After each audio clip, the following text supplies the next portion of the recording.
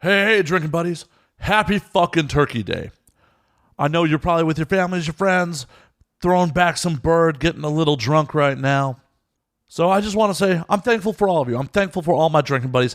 Thank you for sticking with the show thick and thin through the various changes. We got new shit coming up real soon. So I'm thankful for all of you today. Thank you. Thank you for being part of this show. That being said, fuck it. We're not going to do any fucking ads this week. It's Thanksgiving. I don't need to advertise to you. We could take a week off from that shit. But this week's guest is comedian Isabel Herrman. Isabel and I talk about a bunch of stuff. We talk about her first time getting hair of the dog, her Catholic guilt, online dating and being broken up via text. A lot about being broken up via text. Oh, there's just a bunch of shit that happens. So sit back, relax, enjoy your turkey hangover, pop a cold one if you can, and enjoy.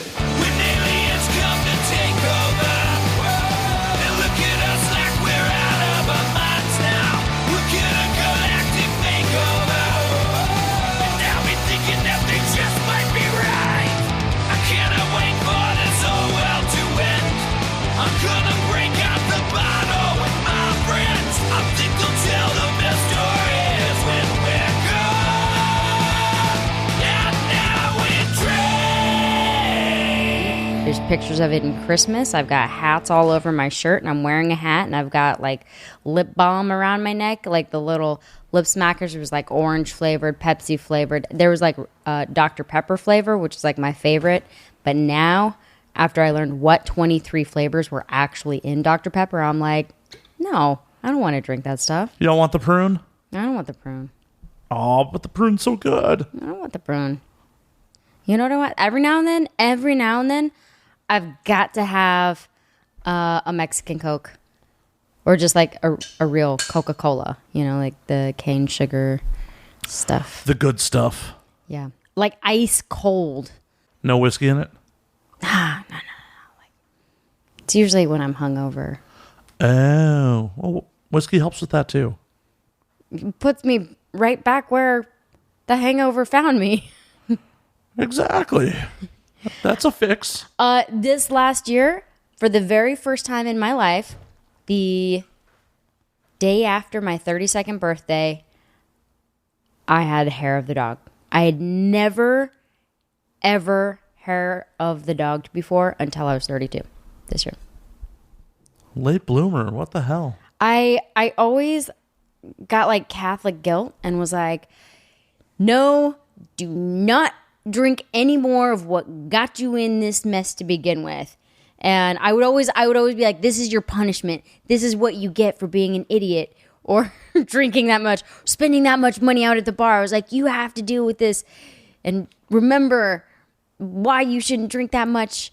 And 32 rolled around and I was like, wait, so you're telling me a little vodka cranberry is going to make this all go away? And both my housemates were like, yeah, dummy. And I was like, bring it over here. I'm pretty sure that's why they invented mimosas. I know. I'm a bartender as well. You know, I know this. I had just never partook because I always enjoyed the guilt. It's a weird thing to enjoy. I enjoyed the guilt. It was like a masochistic vomiting like a hangover headache. I don't know. We never did it. We just never did it. So do you enjoy the guilt in other aspects of your life? Make a horrible choice. Be like, that's all I do. That's all I do. Like, I know for a fact that if I make a decision, it's not going to be a good one.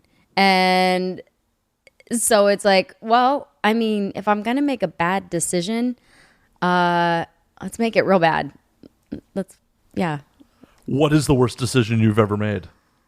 I mean, honestly, drink driving. I did that when I was younger. Actually, I mean, I've done it. I'm not going to tell you guys what I drive because I don't want to get pulled over, but I've done it. I've done it at like after I got pulled over and I drunk drove. And I got picked up for it. I got a Dewey. That's pretty impressive with the stick shift. Yeah, it was with the stick shift as well. Yep. drink driving, and it wasn't because I was swerving or being belligerent on the road or anything like that. I was going 90 miles an hour in a straight line. Oh, yeah, that tends to draw their attention. Yeah, I was drunk, in love, and 23. So every ingredient in that cookie crumbled, you know. Oh, no. Did you have to call the dude and be like, can you bail me out? No, actually, he was being a total pussy.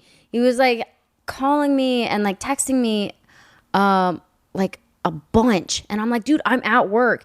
And not only that, like I was bartending at the time in a college town. And what do? You take shots while you're at work.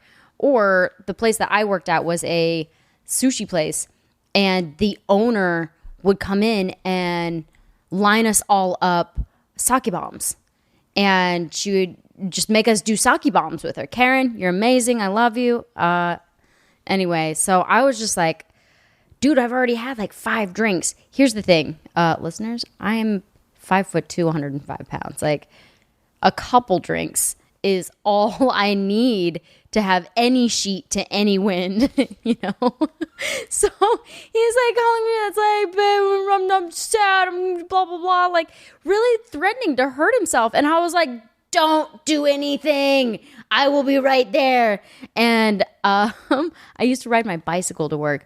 So, and I had one of those, like, God, I'm from Kansas. I was like the Wicked Witch. I was like, all the way home. And I was like, I gotta get there. And I only lived like 5 blocks away. It was a fast bike ride. And hop in my car and I'm like barreling down I-70. And the cop pulls me over and he's like, do you know why I pulled you over? And I immediately went, because I was like, oh, my breath. Like my breath probably reeks like sake bombs and whiskey. Like I could drink anything and not get hungover back in the day. And he was like, you were going about 90 miles an hour. And I was like, what? And he was like, and I was like, uh-oh. Like trying not to like lose it and like bawl and cry. Like I knew I was in trouble. And then I like told him what was happening. And I was like, all right, I'll let go. I like totally just like martyred I was like, all right, you can arrest me, whatever. And I was like, but please, here's the address. Send somebody to his house to make sure he's fine and all this kind of stuff. And the officer wrote on my DUI ticket, and I still have it. He goes, please give her a misdemeanor. And then he personally wrote a letter to the judge that was like, here were the circumstances. And I thankfully did get a misdemeanor. And so like it fell off whatever record a misdemeanor falls off. But if he'd been really cool, he just would have let you go or escorted you to your boyfriend's house. I did ask. I was like, well, can you just follow me there, blah, blah, blah. And then he's like, no, you blew. I blew like, oh man, I blew like a .14. I was way over, way over. Yeah, almost that's a double, little high. almost double. So that was a bad choice. I should have just freaking let the guy fall down the stairs. He would have been fine. He was just being dramatic. When the police showed up, was he just asleep? Or was he actually trying to harm himself? I have no idea. I've still to this day, I have no idea if anybody made it there. Because like, I was so pissed. I was so upset. I was like, I put myself in jeopardy. And he like going down I-70, that was like 20 miles away. I was going to drive 20 miles away. 0.14 drunk. And you know, I was like, you know, that's not worth it. Anybody that like coerces you into making a decision like that, not even like, it was my choice. I'm not blaming anybody, but I'm saying like anybody that's gonna like make you feel guilty, you know, for your emotions, freaking bitch ass. Yeah, that's kind of a bitch move. I'm gonna hurt myself. Come over here and rub my toes. I miss you. Yeah, and I'm like, then get over here. And it's not like you I'm two were drunk. broken up.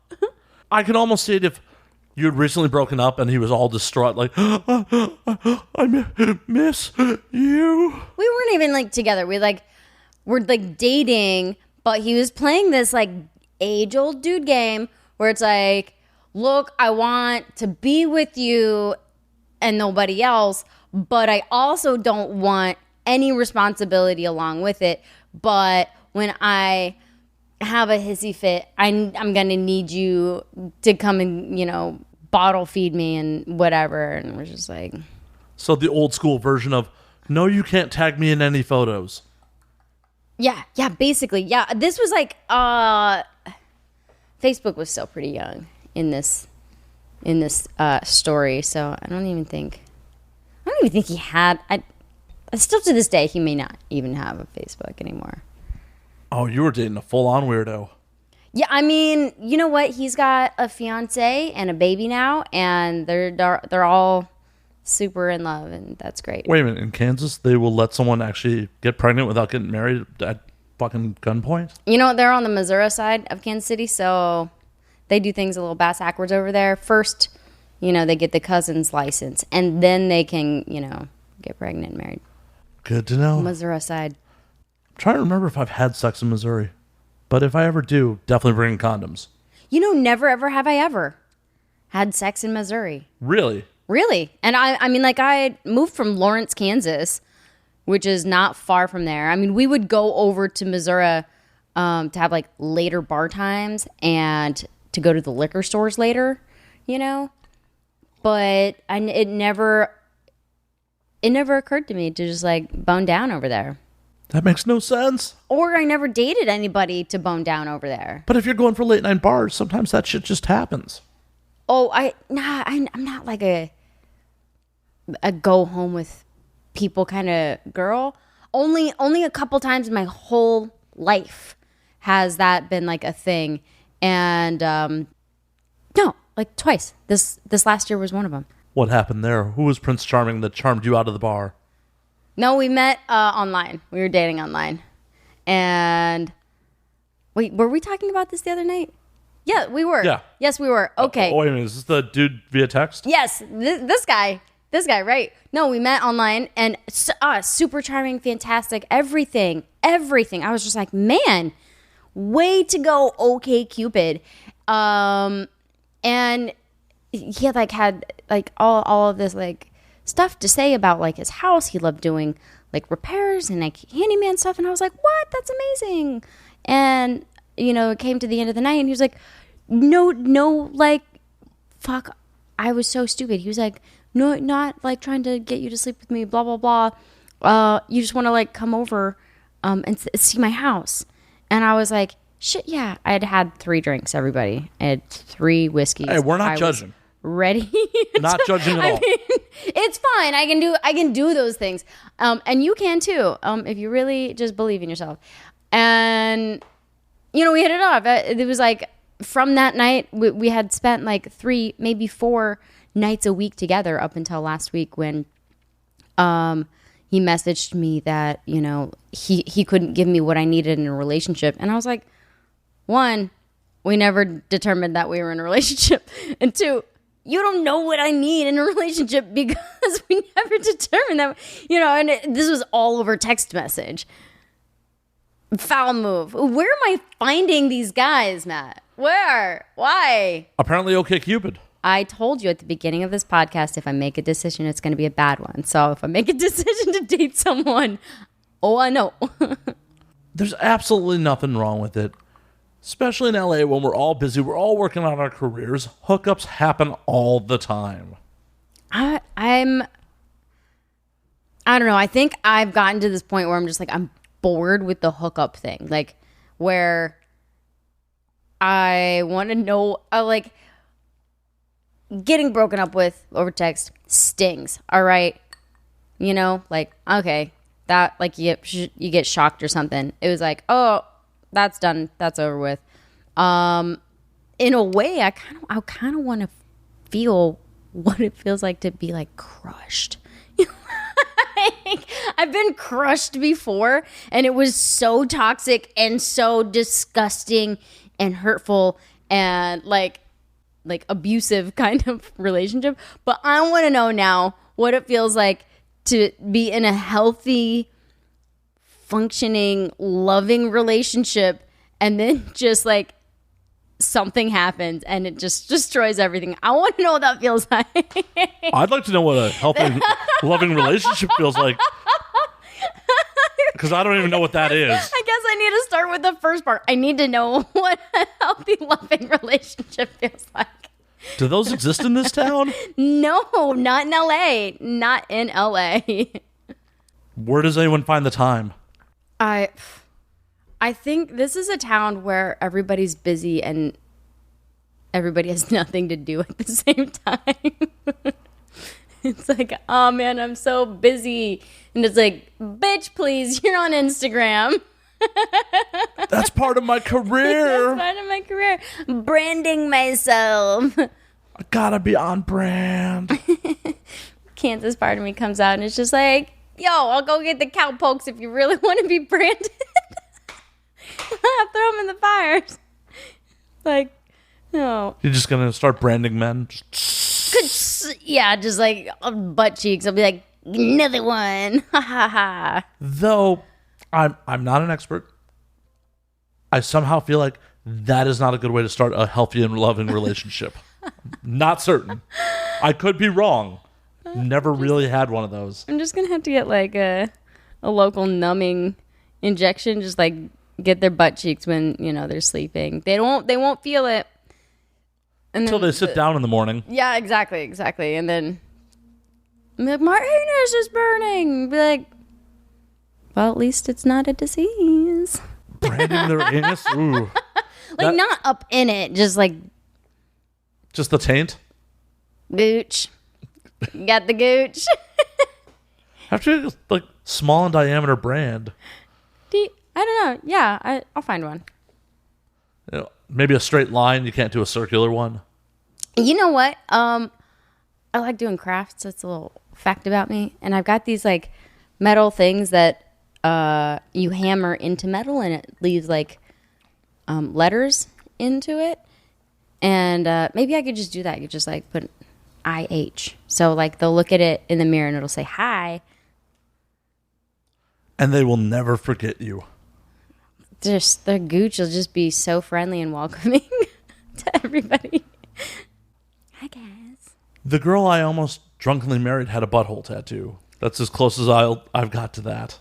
Yes. And I know that's wait. Okay, 1, drunkenly almost got married. 2, butthole tattoo. Where do you want to start first? Well, my listeners have definitely heard this before, but I will give you the cliff notes. You're proud of it. Let's... Oh, yeah. It's a great story. It's an absolutely great story. It was AVN 2014. Are you aware what AVN is? No. So it's the Oscars of porn. Ah, okay. All right. Yeah, I know the Oscars of porn. And there's the whole convention around it. I used to ditch the award show every year. That's right, because you worked in the industry. I still do occasionally. Okay, yes. Me and another performer ditched the awards. And while we're drinking, she turns to me and goes, "This is my first trip to Vegas. I should have a quickie wedding." How would you, I mean, yes, and like drunkenly, you're like, okay. However, did anywhere in your drunk mind, you're like, not going to be a good thing tomorrow? Or you're like, nah, we're just getting old. I actually drunkenly tried to get a prenup done. Deal. Done. Okay. I like where this is going now. Now I like where it's going. I couldn't get the prenup done for 2 reasons. 1, my friend who is one of the biggest adult entertainment lawyers doesn't do family law at all. He's like, I don't do family law. He just flat out refused to have any part of this. So he may have been lying to me, but he's just like, nope, you're an idiot. Nope. Yeah, duh. Okay, cool. My buddy, we lovingly refer to him as the party lawyer. I like this guy. Wasn't answering his phone, and I found out well after the fact because he was in rehab. I just learned my housemate is going to law school right now. And gosh, I've talked about getting a DUI twice today. Jeez. I'm not driving today. Just so everybody knows, I'm having some cocktails. Not driving, I lifted. This is not an ad for Lyft, but they will save your ass. And she was telling me that, like, lawyers get like little slaps on the wrist for getting Deweys. But it's all up to, like, the bar association. And I was like, choice words. That's all I could think of. I was like, I know you're telling me something, like, probably important, but your word choice right there was like, I'm pretty sure the bar association would probably be like, yeah, let them drink. They have money. Let them drink. They're dealing with getting murderers free. Or really mundane stuff like insurance cases and personal injury, and that'll drive you to drink. Freeing OJ. Blah. Bore. What's to do with that? Let me circle back and just finish up the almost marriage butthole? story. Yes. The rest of the night's a bit of a blur. I remember our friends taking bets if the wedding was actually going to happen. We ended up back in her room. The girl she was sharing a room with showed up with a dude. And at one point we compared bad tattoos, and he won. He had a life-size penis tattooed on his inner thigh. And he was a film person. He was No, on he was camera. just some random dude the girl had met. Oh, okay. Wow. Like, yeah, dude, you win. You have a much worse tattoo than me. You know, anybody that has a dick tattooed on him, I don't think that's a good idea. Not so much. No. Getting any genitalia tattooed on you, not a good plan. Yeah. I don't really want, like, a vulva just chilling right here. Like in your armpit, you open it up and it's like, oh, it's a pretty hairy vulva you got there. Got the 70s bush going. Might be kind of cool. You never know. Until I pass out at a party and someone tries to fuck my armpit. At least it would be your armpit.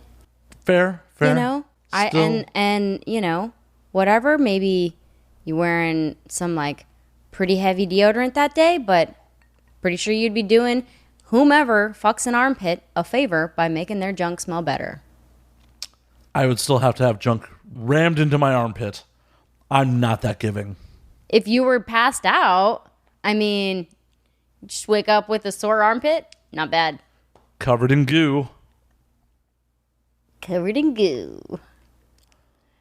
That's like my new band name. Covered in goo. Covered in goo. Covered in goo.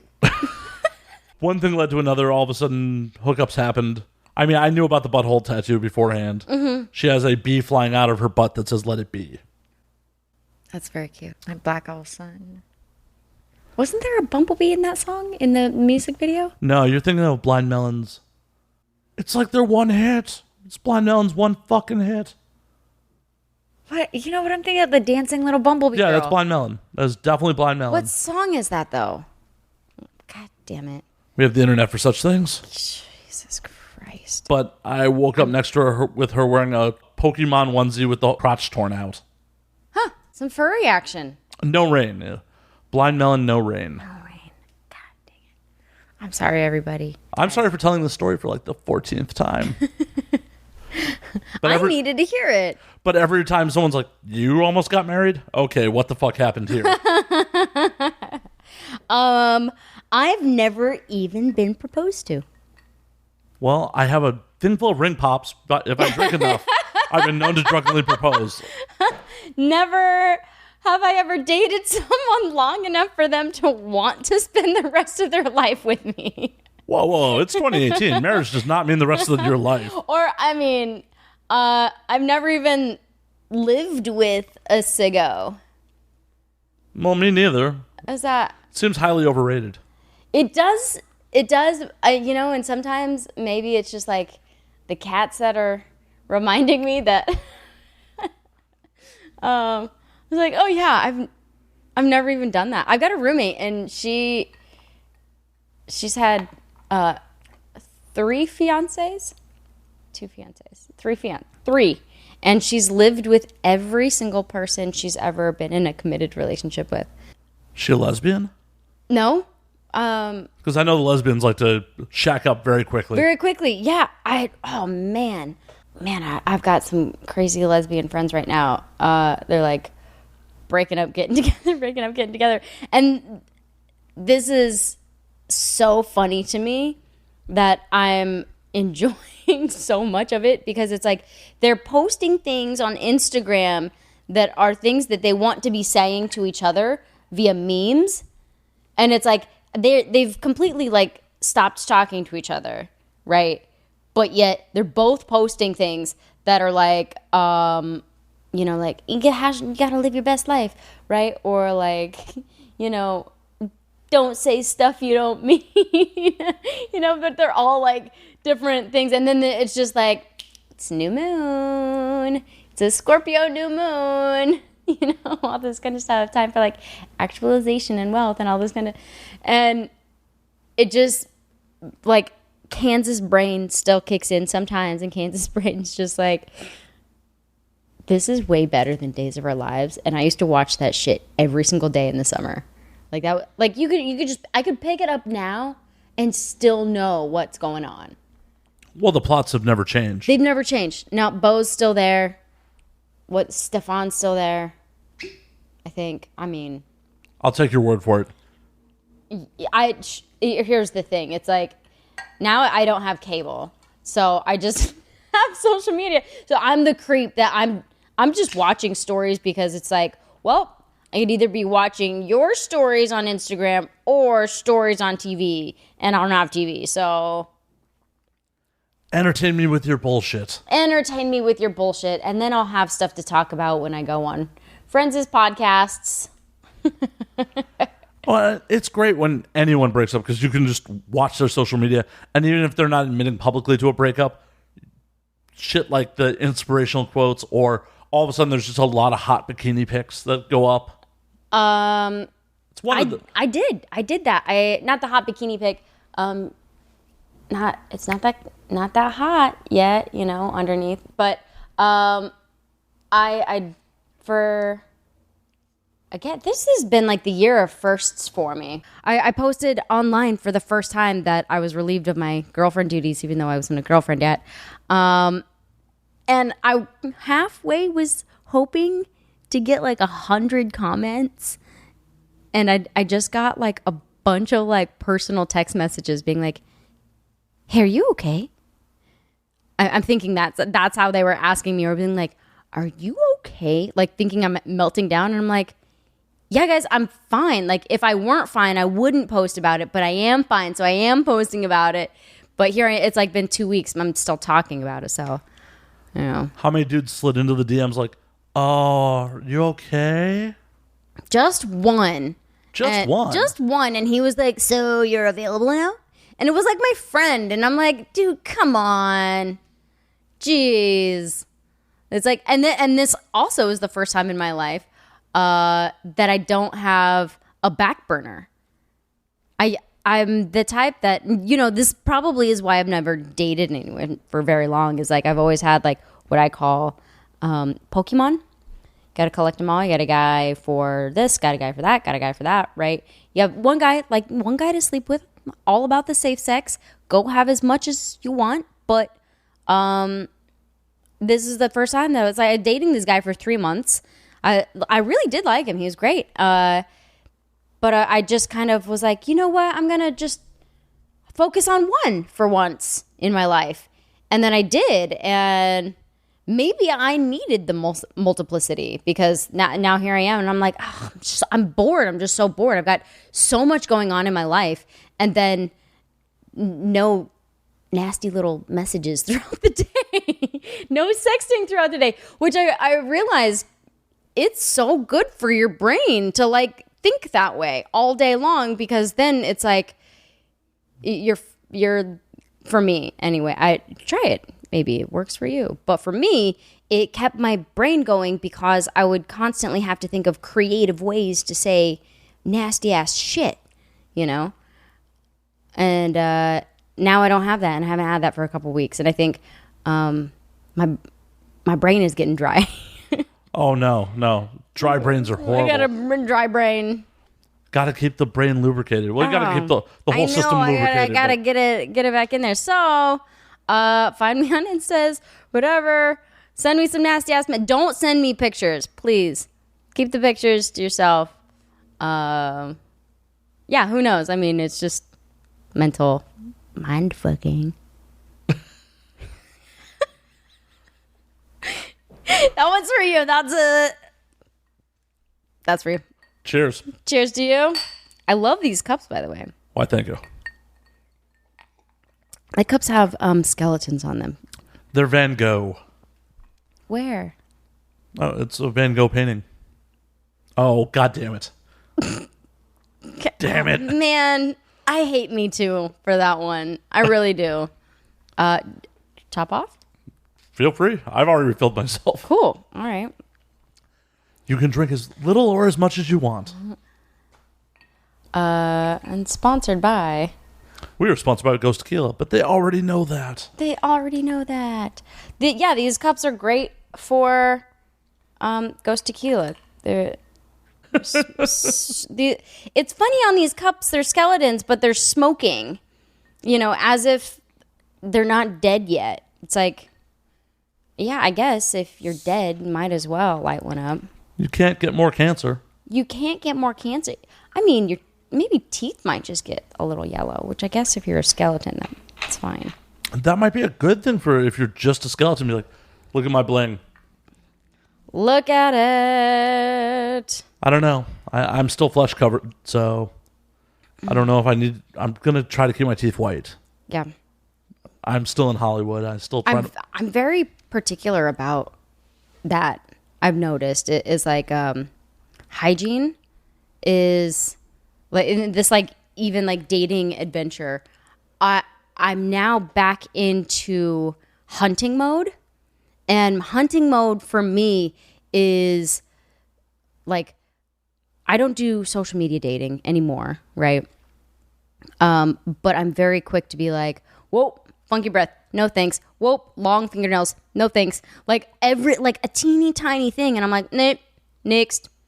I have real live Tinder brain. Just like left. I know this podcast. Oh man, it's doing me justice.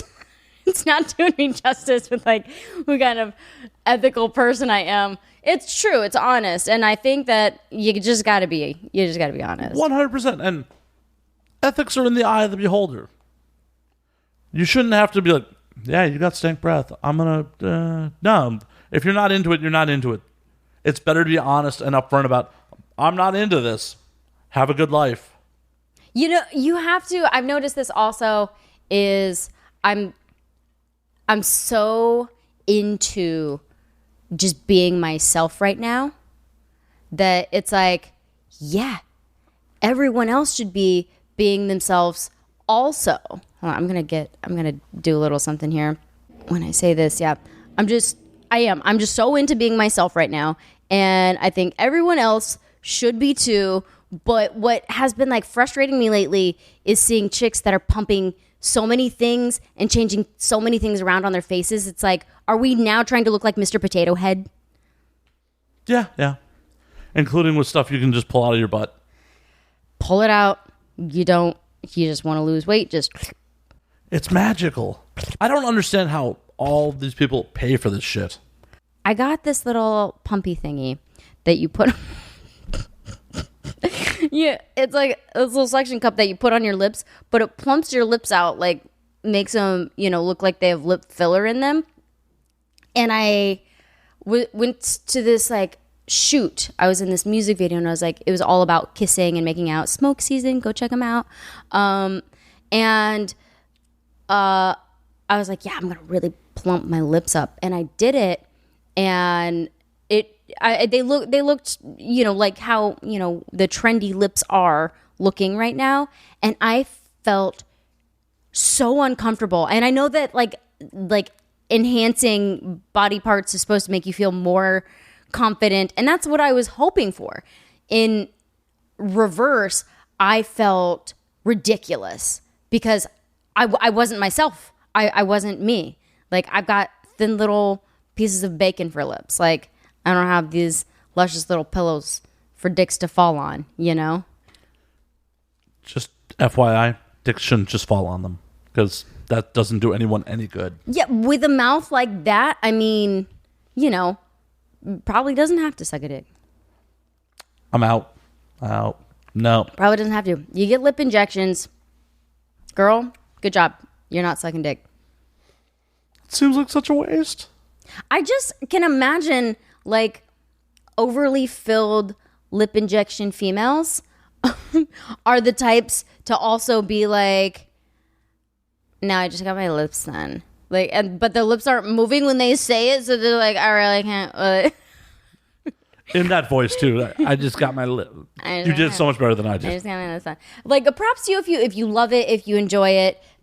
Do you. Don't let my shit talking get you down, because believe you me, the things I say to myself are 1,000 times worse. Oh, I am 100% in favor of, you want to modify your body, it's your fucking body. Do whatever you want. You do it. Yeah. You do you. As long as you're doing it for yourself and it's going to make you feel better, fuck it. Do it. Yeah, do it. You get that tattoo on your beehole, girl. I don't know. I got to hit her up and see if she regrets that or not. I mean, if she's in the adult film industry, she's probably just like, no. Well, she's been retired for a couple of years. I think that's fine. I've got a couple tattoos I don't like, I think that comes with the territory. When you get more than one, you end up with a couple. You're just kind of like, eh. Well, it's like the in comparison type of issue is that, like, oh man, like my very first tattoo that I got was just by some guy, and I don't even remember his name, but he was like a friend of a friend's brother that was just learning how to do tattoos, and tattooed me in his kitchen on like a kitchen table. But you know what? He covered the whole kitchen table in cellophane and the pillow. Like, he put a pillow underneath the cellophane. It was like so almost legit. Except for I looked over and it was like, oh, I'm looking into that room and it's the living room and the carpet's nasty AF. And there's like a bong sitting on the table. And I'm like, well, actually, maybe this is kind of like a tattoo shop. I had never been in a tattoo shop. And the bird, the dove, swan, swallow thing on my hip, it's like jagged and piecey and bubbly because I scratched it and it was like right on my pants line. Oh, and he probably didn't tell you about proper care. And No way. Oh, wait. Yes, he did. He was like, Vaseline or Aquifer is a really good idea, is what he said. That's exactly what he's like. Yeah, it is a good idea. That is correct. It's a really good idea. I think his name, it was like Jared or Jason. Yeah, it was one of like Jared or Jason. Jason. It's Jason now if it wasn't before. God, it's got to be Jared or yeah, and it's just like, that's a good idea. And I never saw him again. Now, like, not even around town. I think, yeah, I don't know whatever happened to him, but I've got his work on me forever. Well, he's tattooing in prison now, and it's the old kitchen tattoo. Like. Hey, I'm not far off. My very first piece was done in my friend's mother's apartment. Okay. I have an apartment tattoo. Well, I mean, technically that one is, but got one of those also. Friend's mother's apartment. Okay. But to be fair, that guy is still my tattoo artist when I go back to Chicago and owns 2 shops now. Oh, well, all right. That's a good story. It has a happy ending. It does. It also has led to some shenanigans in other countries, but the next tattoo that I got, it's right here on my wrist. It's just a word. I had originally tried to tattoo it myself because of watching, Jeff? Fucking, I don't know what his name was. I'm making it all up. I think that his name started with a J. Anyway, so I was like, I can do that. And I had etched into my own wrist with like a needle, like I'd scraped my skin you know? And I was like, dude, I'm gonna give myself a prison tattoo. Like, why would I do that? And then I broke open a little ballpoint pen and just dumped the ink on top of it and then rubbed it in with my other finger. Did that even last an hour? I have 1 dot left. That's it. I have 1 dot left. All right. Well, at least that stayed for a while. I definitely had friends in high school who were doing ballpoint pen and safety pen. Just that's what I thought I could do, and it took me all damn day to do it, and I was like in college, like a sophomore or something in college, and I was living in my mom's basement because I like. She was offered. It's fine. She's the one that followed me to college, you know? Wait, she followed you to college and got a place by the university? Yeah, she got a house. So my 2 older siblings also went to the same university, and we're all 1 year apart. And we have a baby brother, and he's 10 years younger than me. So she moved up there with my baby brother and being like, look, the whole family's up here, so we might as well be too. Built-in babysitters, basically. It's not like you had a workload or anything you had to deal with. Are you kidding me? C's get degrees, and that's exactly what I did. Okay, you. Still got to pay those loans back. Nah. Yeah, so I was doing that in her basement, and it turned out so bad. It didn't get infected, though. I was so good at washing it all the time that I think that's what ruined my tattoo. I washed it out of my skin. Oh, you could have had a sick prison tat. I've got a dot now.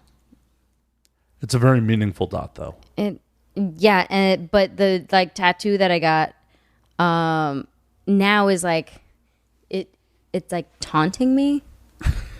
Why? What does it say? It's a Turkish phrase. Gerçekleştirmek. And it means follow through, or it means follow your dreams until you die or they die, right? And at the time I was like, yeah, dude, just follow through. That's all you have to do. You want to do something. And I've been so good my whole life accomplishing things and getting where I want to go. And I've always ended up being like, nah, all right, I did it. Now what? I've never felt good about I've never felt good about getting my goals.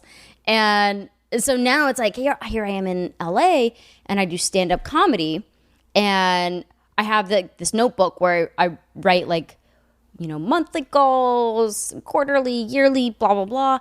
I met my entire year's goals, and there were some pretty fucking big ones, right? By August this year, so 4 months early. So I get to August and I'm like, I got it. And I was just like, so I'm just going to hang out for the rest of the year. Because I'm not motivated enough, to come up with some new shit for the last 4 months. I'm like, I already did a lot of stuff, you know. Fuck off, take a vacation. Yeah. So now it's taunting me, being like, you followed through. Dick.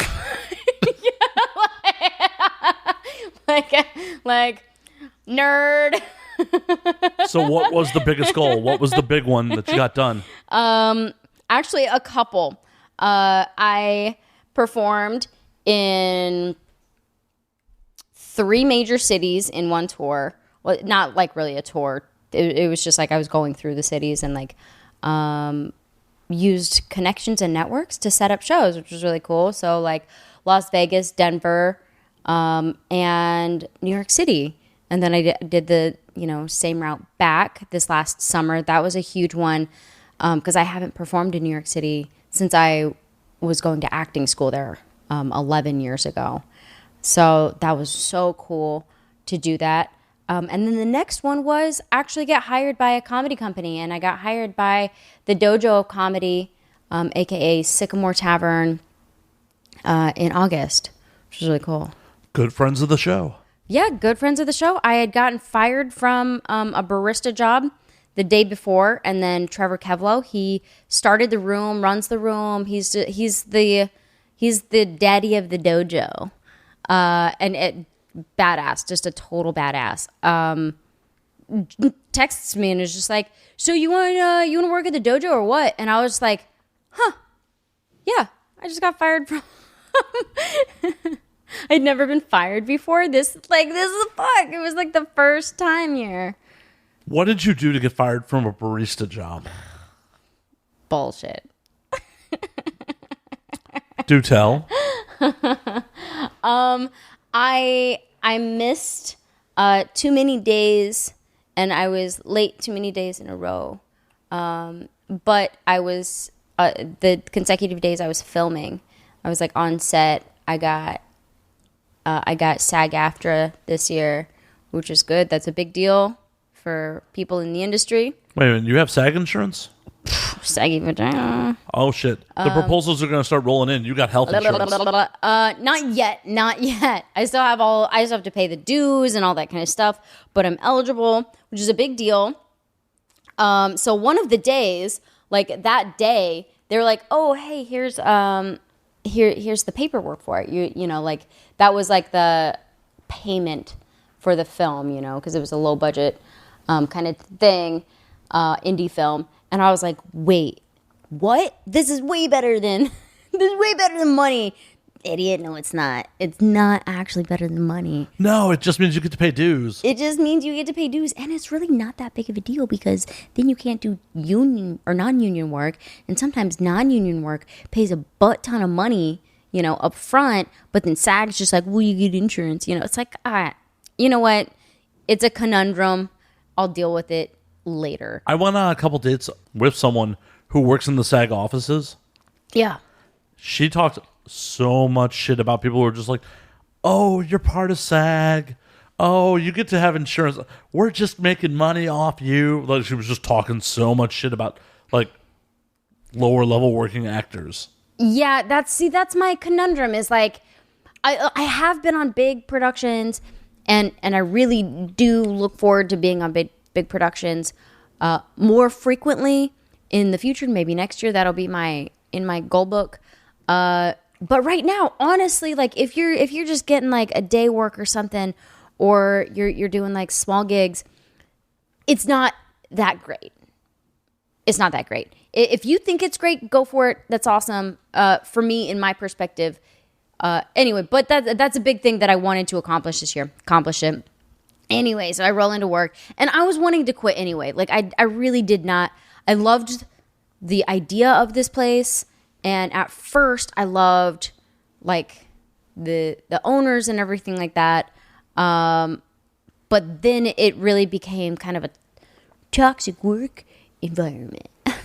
You know, it's just like kind of taking advantage of the workers, and I was the oldest member of the staff with like 25-year-olds and 23-year-olds. No offense, 25 or 23-year-olds, but ya dumb and ya basic. In this scenario, their heads are full of dreams. They're gonna make it. In this scenario, they were. Anyway, so I missed a day because I was like on set, and I get all of these. It was like a bad day for the business. So I get all of these messages. Where are you? Blah blah blah. This kind of stuff. There's like the store's been broken into. We need you here. And I'm like I'm quite literally 50 miles away. And I have an alibi. And I was like, and you guys knew this. And they're like, yeah, show us the email, show us the text message. And I'm like, we talked about it in person. I was like, what? You know, I'm not shit talking the business anymore right now. But it was like then 3 weeks later. And I had like, after that, like, it was like, you know, whatever, the film was done. I was going to work on time, you know, and on time for me is like 10 minutes late. So that's everyone in LA. Regularly. So like exactly that late every single, so dependable. And I rock into work and I had my resume letter kind of like ready, but we had like closed up the shop. The owners walk up and they're like, yo, Isabel, we want to talk to you.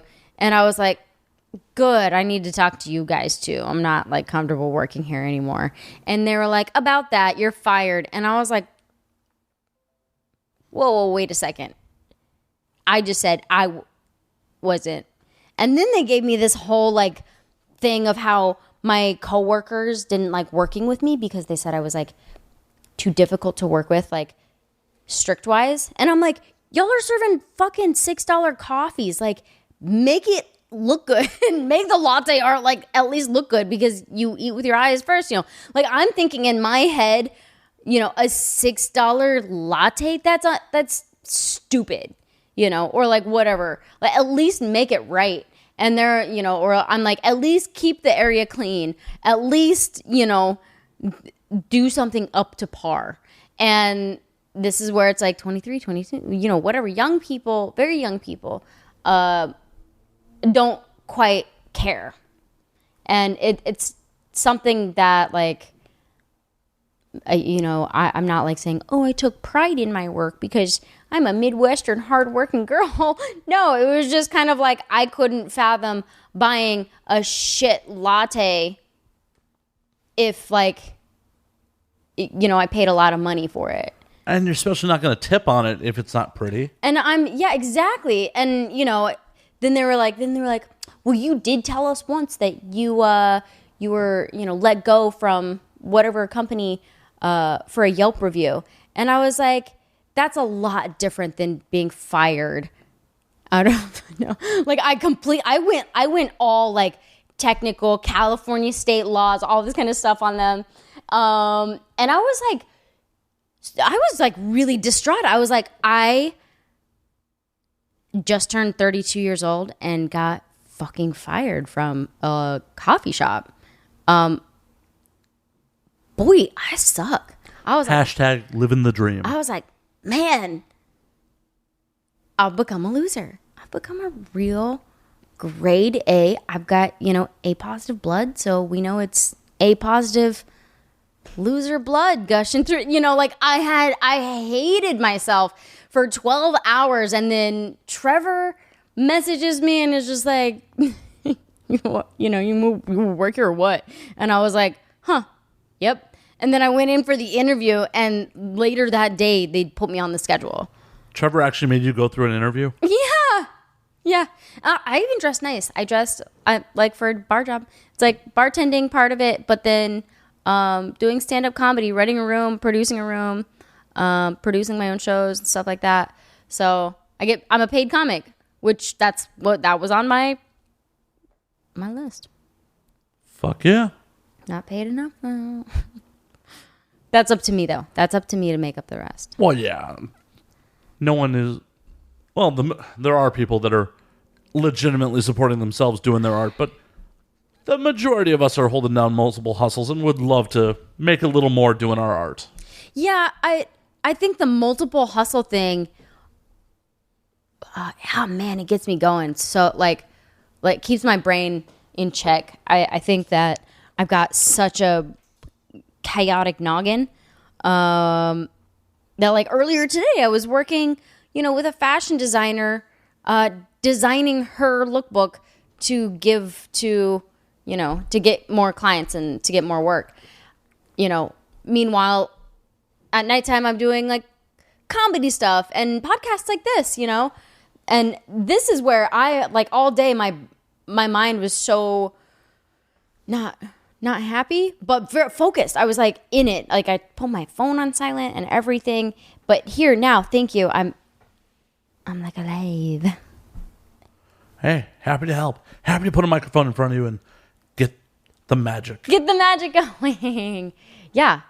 I mean, but that's the LA hustle. And I think connecting everything together, and I know this was one big fucked up tangent. Listeners, thank you for following. They're used to the random tangents on the show. You mix in chaotic people and a little bit of alcohol, and tangents go every which fucking way. So they're therapy. Used to it. This is therapy. I think that's why I like to Pokemon. But right now my backpack is empty. Gotta catch them all. I like I've been texting the guy that text jumped me. Like he messaged me the next day and was like, "Hey, just want to see if you're okay." And I was like, "No, I'm not. I'm pissed." Like I was like, "We weren't even together and you broke up with me." Like, you can't break up with somebody that you're not together with. So what was the official text? What was the reason? What did he give? That he couldn't give me what I needed in a relationship. It's up to him to decide that? Yes, I guess so. That was it. And so he just didn't want to string you along. And I was like, I don't know. Maybe I was fine with what was going on. Right.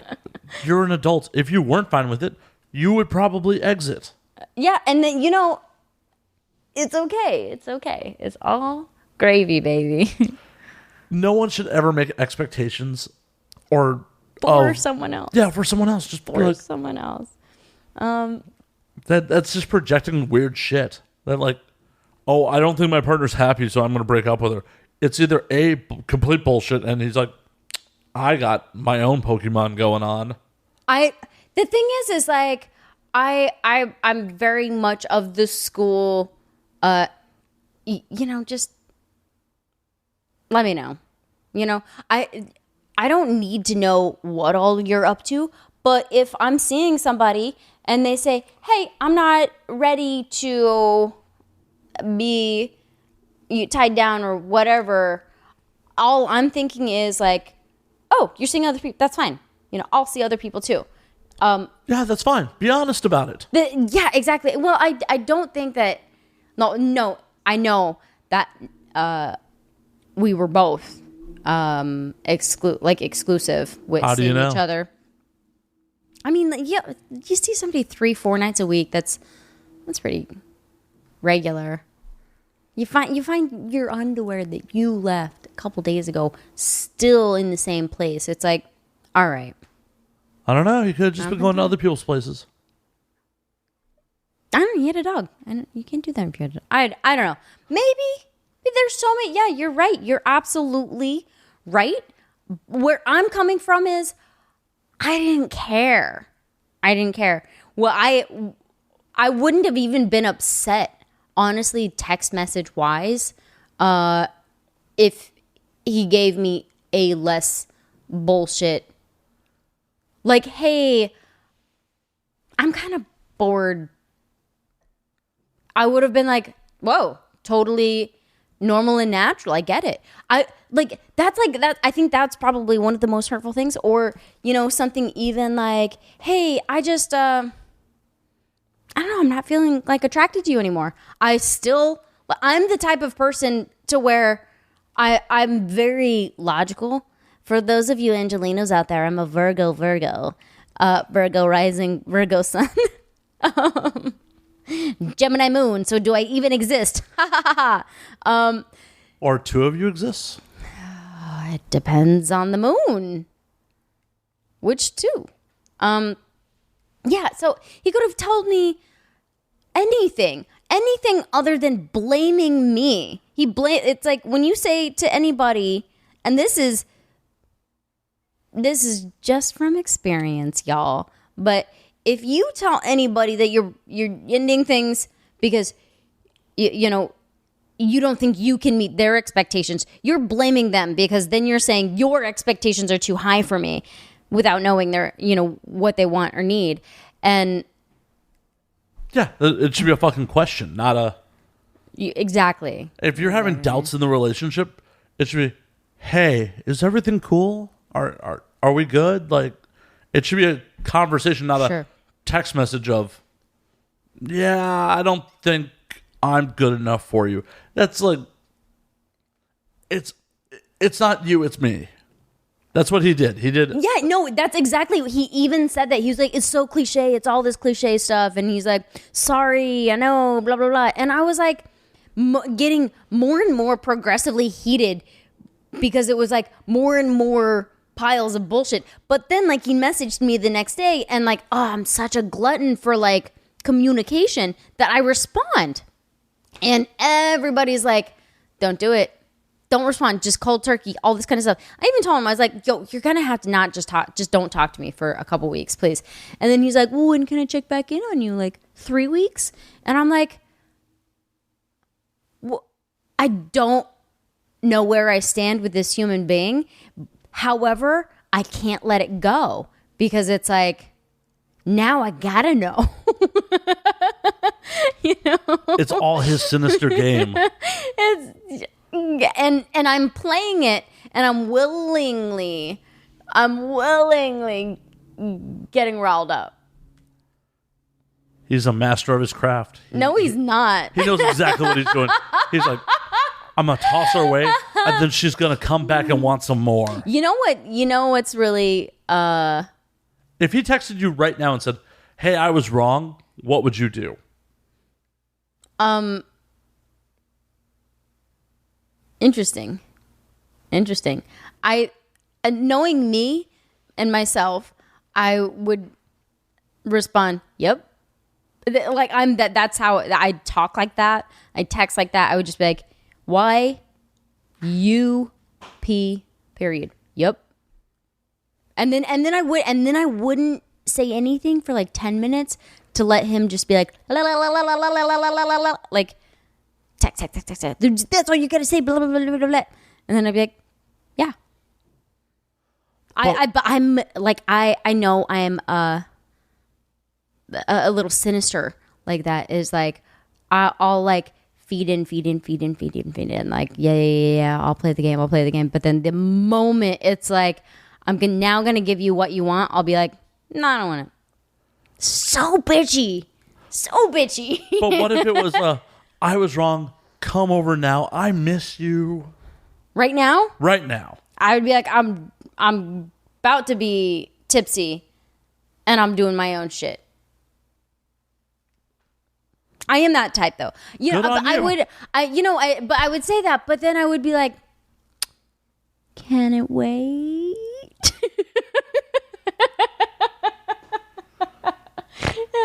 And then I'd be like, I apologize, I've not shaved since. Yeah. And he's like, I don't care, I miss you. It's one of my jokes for a reason, but my cute little Pikachu's looking like a Wookiee. Fucking Wouldn't it be an Ewok? Nah. It's big and loud? Shit lets out a war cry when I drop trow. It's like...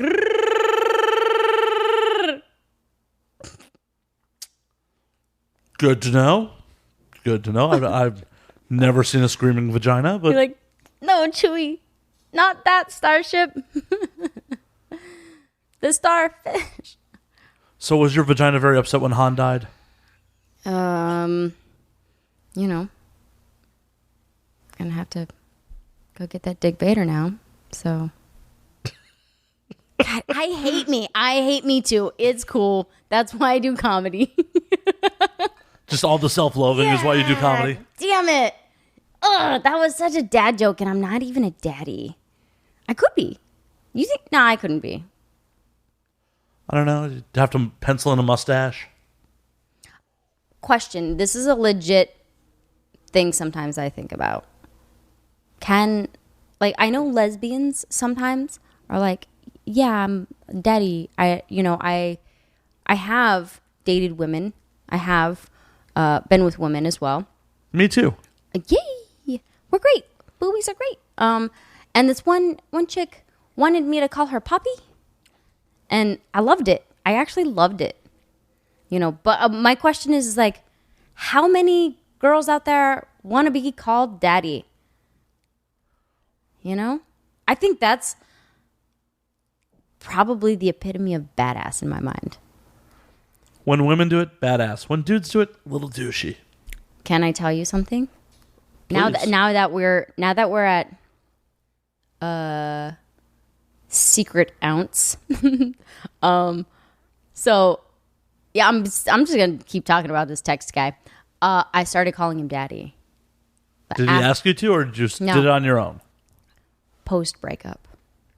He's 10 years older than me, right? And he always had this like insecurity about like me being too young to date. Like he was like, I don't know. And I'm like, why are you dating me then? If you're like insecure about me being younger than you, I don't, obviously you can't maturely break up, you know, like all like in my mind, I'm like, obviously I know what I'm doing. But secondly, like at post breakup, I started calling him daddy because I'm like, oh, you wanted to think you were too old for me? Guess what? Now I'm going to rub it the fuck. I told you, I'm enjoying it more than I'm loathing. It's good. It's healthy. It's so dramatic. It's causing so much like unnecessary drama. And I love it. I actually am enjoying it. Well, it sounds like... And I've never really partook in this. I'm sorry. I keep cutting you off. It's all good. It's all good. I'll clean it up in post. Thanks. I'll just like, just chop you off and get my own. No, I won't. Well, it sounds like his insecurities got the best of him. That's what it sounds like it happened. He was nervous about that you being younger than him. And it's just like, I can't give you what you need. It just sounds like he's a bitch. Yeah. Yeah. I mean, I had posted it in I have a family group text, like my, older siblings, my younger sibling, my mom is in it. Stepsister, not stepsister, what's it called? My brother's wife. Your in-laws? In-law. Anyway, we're all in it because we're all 1 year from each other, excluding Matthew. He's 21. He don't know shit. He does. He's crazy cool. But I put it up on there and I screenshot the conversation so that they could get the whole details of what he said and what I said. And my family, they were like so proud of me. They were like, wow, you like really, I think they were expecting me to be me and like, marionette the emotions.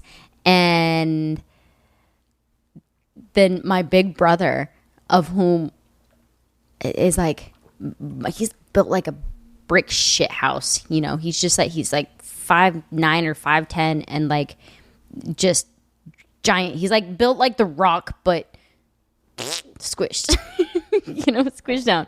And he's like, he chimes in and he was like, what a bitch, like what you said. And he was like, don't waste your time. And all this like real good like big brother stuff. And my older sister, she's the oldest. She was like, what a waste of space, And then my little brother messages me and he's like, I've seen you do better. Because he comes out a couple times a year and stays for like a week or two at a time. And so he's fully involved in like my community out here. My friends, goes to comedy. Like I've taken him, all this kind of stuff. And so and I'm like, shh, like, because the last guy that I dated was a, double platinum recording artist. I'm just like. You traded down? You're never supposed to trade down. No, that was a summer fling. And we're still friends. It's so great. It's fantastic. But it still sounds like you traded down. You're like. I did. I don't know. I mean, what I'm attracted to, I did not. I traded up. But it's like, if you like cars, right? You go for like the body style sometimes, but then the engine sucks. Like new Corvettes, body style's dope as shit. Engine inside, Are you saying this dude couldn't get it up? He could get it up. I'm just saying, like his insides, like his heart and his mind. Yeah. Oh, okay. I just thought he didn't have any horsepower. No, his weenie's on the outside. Most weenies are on the outside, if they're lucky. Oh, and boy. they want them to be on the outside. Oh man, I got myself into trouble with that. You know what? I meant like actual, like, erections that are intended to be erections. He wanted one. He could get one. I'm just talking about his soul. He, lackluster. Yeah. Well, anyone who would break up over text is a goddamn adult. As an adult, as an over 40-year-old. I was broken up with once over AOL Instant Messenger. But that shit was like early 20s. And hold on, but that would be the equivalent now, you know? Yeah, and I had seen the girl for a month, and she broke up with me via AIM. And it was just like, well, this sucks. But I could never fathom breaking up with someone anything but in person at this point. Or over the phone if they refuse to see me in person, because that's happened. Yeah, I did see somebody. It's weird as I will see people like monogamously, but I was seeing this guy for a while, and I called him up, like I texted him or whatever. I was like, hey, on the way to this, and I was like, but when you get a chance, I would like to make some time to see you. I need to talk to you. I texted him that, and then he immediately was like, is it something we can talk about now? And I was like, we can, but I prefer we talk in person. And he immediately called me and he was like, what's up? And I was like, this is what's up. And I go, this is why I wanted to have a moment of your time, you know, and I wanted to make sure that I made time in my schedule for you. And, you know, then this was the most adult, like, kind of like, okay, yeah, we shouldn't be romantic anymore. Guess what? The guy and I still message every now and then. We were like bantering back and forth about the World Series. He's a huge Boston fan, and go Dodgers, but I wanted Boston to win only because like the middle of the season, I was like, you know what, Luke? Red Sox are taking it this year. And he was like, I don't know about that. He was like, from Boston. And I was like, yo, I'm a Royals fan. We got ours. And I was like, I like baseball a lot. I like sports a lot. And I'm like, this team, although you may not believe in them right now, I was like, they're running like a World Series team. And he's like, this was like a game that they lost, right? And he's like, was it that big 18 innings game? Oh. But real quick, before we talk baseball or the World Series, I got to know. Tell me. How was it to have sex with someone with that horrible accent? I've got a really sick fetish for East Coasters. This guy, the text guy was Canadian. He was Canadian. Canadians aren't supposed to be rude as fuck like that. But I was like, you know what? That's where I went wrong. I went north. I didn't go east. It's from Vancouver? What the fuck? Something about like that east, not New York though. And not New Jersey. Those fucktards can just suck it and go away. But gosh, dang it, Boston, Philadelphia,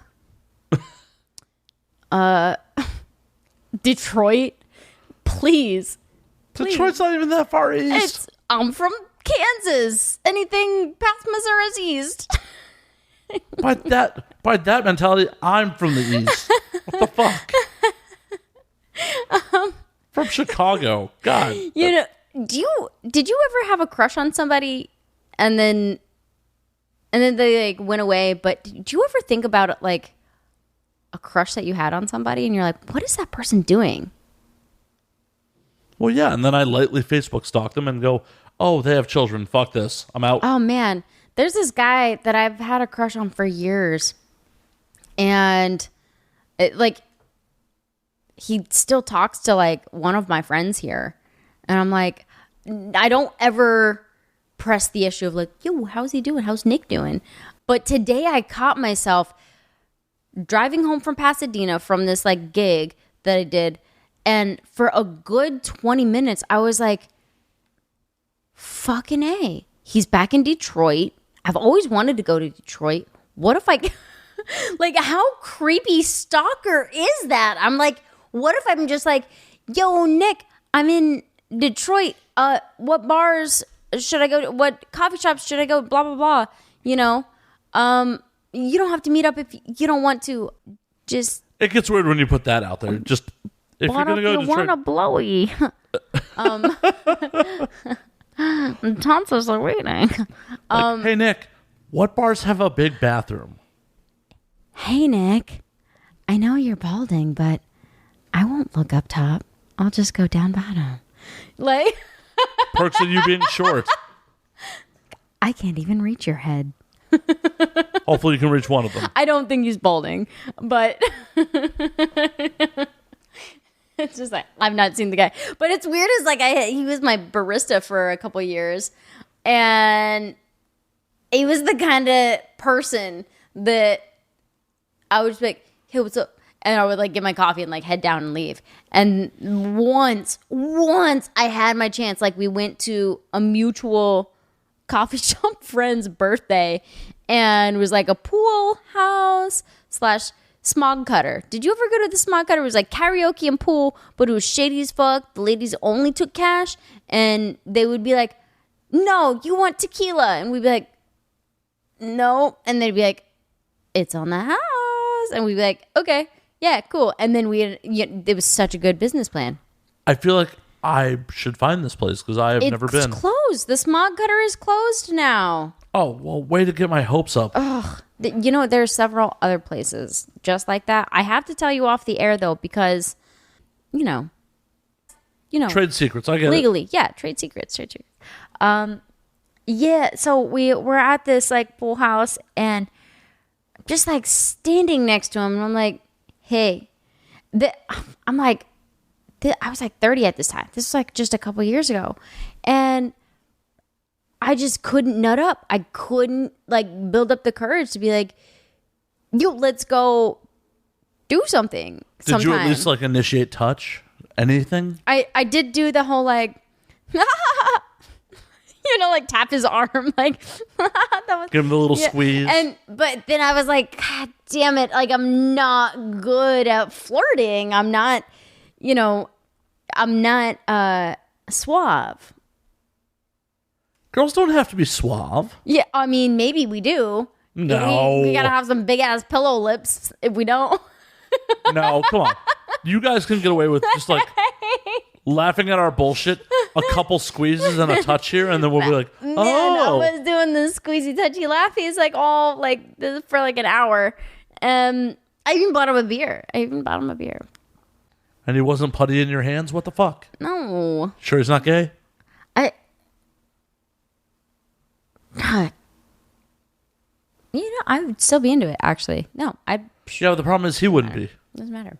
I mean, I do, like, the porn that I watch the most is exactly this. It's, like, 2 guys and 1 girl.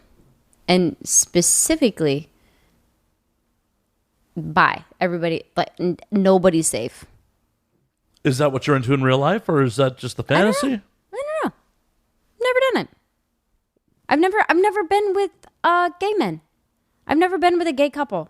Or like I've never been with 2 dudes at the same time. No devil's three-way, huh? No, I don't think I want it in real life because I think that my logical brain kicks in a little too much. Where it's just like, ooh, let's face it, if the P goes in the B and then into the V, yeast infection. I know this. Literally, the episode that aired today, I had an adult performer on. Drink as much as you want. You don't have to ask permission. I just did a little half one last time, but now we're talking about P's and V's and B's. So literally, the episode that aired today had an adult performer on who swore up and down that she could go from anal to vag with no problem. And I'm like, no, that's not how that's supposed to work. Honestly, unless, and I heard this from a mutual friend of ours, Sylvia, right? She was like, because we were talking about this, like, actually in a hot tub at, so-and-so's house, name drop house. And I was like, all right, give it to me straight. And I was like, we were like fast friends. And she was like, the only time, and she goes, here's a little industry secret. The only time you see that happen is after a colonoscopy, right? Or a what's it called? And where they like everything out. Oh, that's an enema. Not just it's not just like a little tablet. It's like an actual tube. Yeah, that's an enema. Like bag of water up the butt. But yeah, water butts. And she's like, that's the only time. And it has to be like within like 24 hours of getting that. Well, when I'm so sorry if I ruined the sparkle of that for anybody. Oh, I'm about to ruin it a little more. When porn performers do anal, not only do they enema, they eat a light meal the night before. Like, girls basically starve themselves and like, all I'm eating is salad because I have an anal scene tomorrow. Yeah, dude, that's why they're so hungry for all that cum. They're like, fuck it, I need some protein. Right? Like, my body needs salt and protein right now, or I am going to die. I mean, you could try that again if you wanted to. No. I'm good. The last thing I need is someone isolating that clip. You could cut it out in editing. Fuck no. Why would I do that? I got no shame. No. Lady. So we got the light meal where they're starving and their butts just been like... I love the word butthole. I don't even... Like, anus is like, meh. But when, like, butthole, yeah. I'm into it. You're into butthole, huh? Mm-hmm. Yeah. But, yeah, she swore up and down. Absolutely swore up and down that I'm just like, that shouldn't be right. I've been around for a long time, and that, okay. She's claims some industry secrets. I'll take her word for it. I think that some people, I'm just taking a picture now, Of me or you? Of you. Oh, well, You leaned into it. I think some people, some women have a better bacteria control, to be honest. I don't ever I rarely ever get any sort of yeasty. I got my first UTI this year. Did you forget to pee after fucking? No. I even remember like I peed and everything. This was one of those dumb decisions, I was like, I won't say which guy I was seeing this year because I've talked about it was one of them. I'll let you choose and I'll let you use your imagination and place whatever. It was a dude. He was uncut. And I kind of blame that, like, we had tried no condom sex for the first time. And I think that maybe under the hood, it might have not been as clean as it should have been. Well, it is self-lubricating. What I'm saying is, like, from under cheese, like, great to eat, spread, the French love it, but not me. Got it all up in there. I think, I don't know, because it like turned into, like a kidney infection. Holy shit, that's bad. It's really bad. Like I had a 107 fever and everything. Like it lasted for like 4 days. A man almost murdered you with his penis. And again, I'm not going to tell you which one. I'm not asking which one. I'm not going to tell you which one. Although, if anybody that's listening and they know this story, they know the timeline. I don't know which guy. Yeah. But yeah, that happened. And it was like, the doctors, like, they actually told me it was an ulcer in an artery in my kidney, right? However, I knew. I was like, I've read enough science to like know that like that was a kidney infection. That wasn't a fucking like. That's what you tell my family. Like, yo, I got an ulcer. Because I get stomach ulcers from stress. I do. I'm like so anxious. But I was like, oh, stomach ulcer, migrated, blah blah blah. Don't want my family thinking that I was fucking an uncut guy. Would they not approve? Do they only want you to date Jews? I don't know. I think they'd just be happy if I was just like with somebody. Well, you were with somebody. Wait. Hold on. So on this tangent, with somebody, I just learned this summer that my whole dad's side of the family thinks I'm gay. Only because, like, so I've had the same female housemate for a couple years. One of my aunts was like, so how's your special friend? And I go, what? And she goes, you know that Australian gal. How is she? And I was like, oh yeah, she's great. She's fine. And they're like, she goes, oh, did you two break up? And I was like, oh, we weren't together. We're just housemates. Like, we just lived together. We have separate rooms. And she was like, oh, no. You weren't together? And I was like, no, we're best friends. And she was like, oh, you're not special friends? And I was like, no. We're over 30-year-old women living together, not in a romantic relationship. Though that is very progressive for Lawrence, Kansas. This was in La Crosse, Kansas. This is in the very center of the state. I mean, like, podunk as it gets. And she looks at me and she was like, oh, well, winks. She winks at me and she goes, oh, well, the Pope says it's okay now. And I was like, I'm going to go eat some more crawdaddies.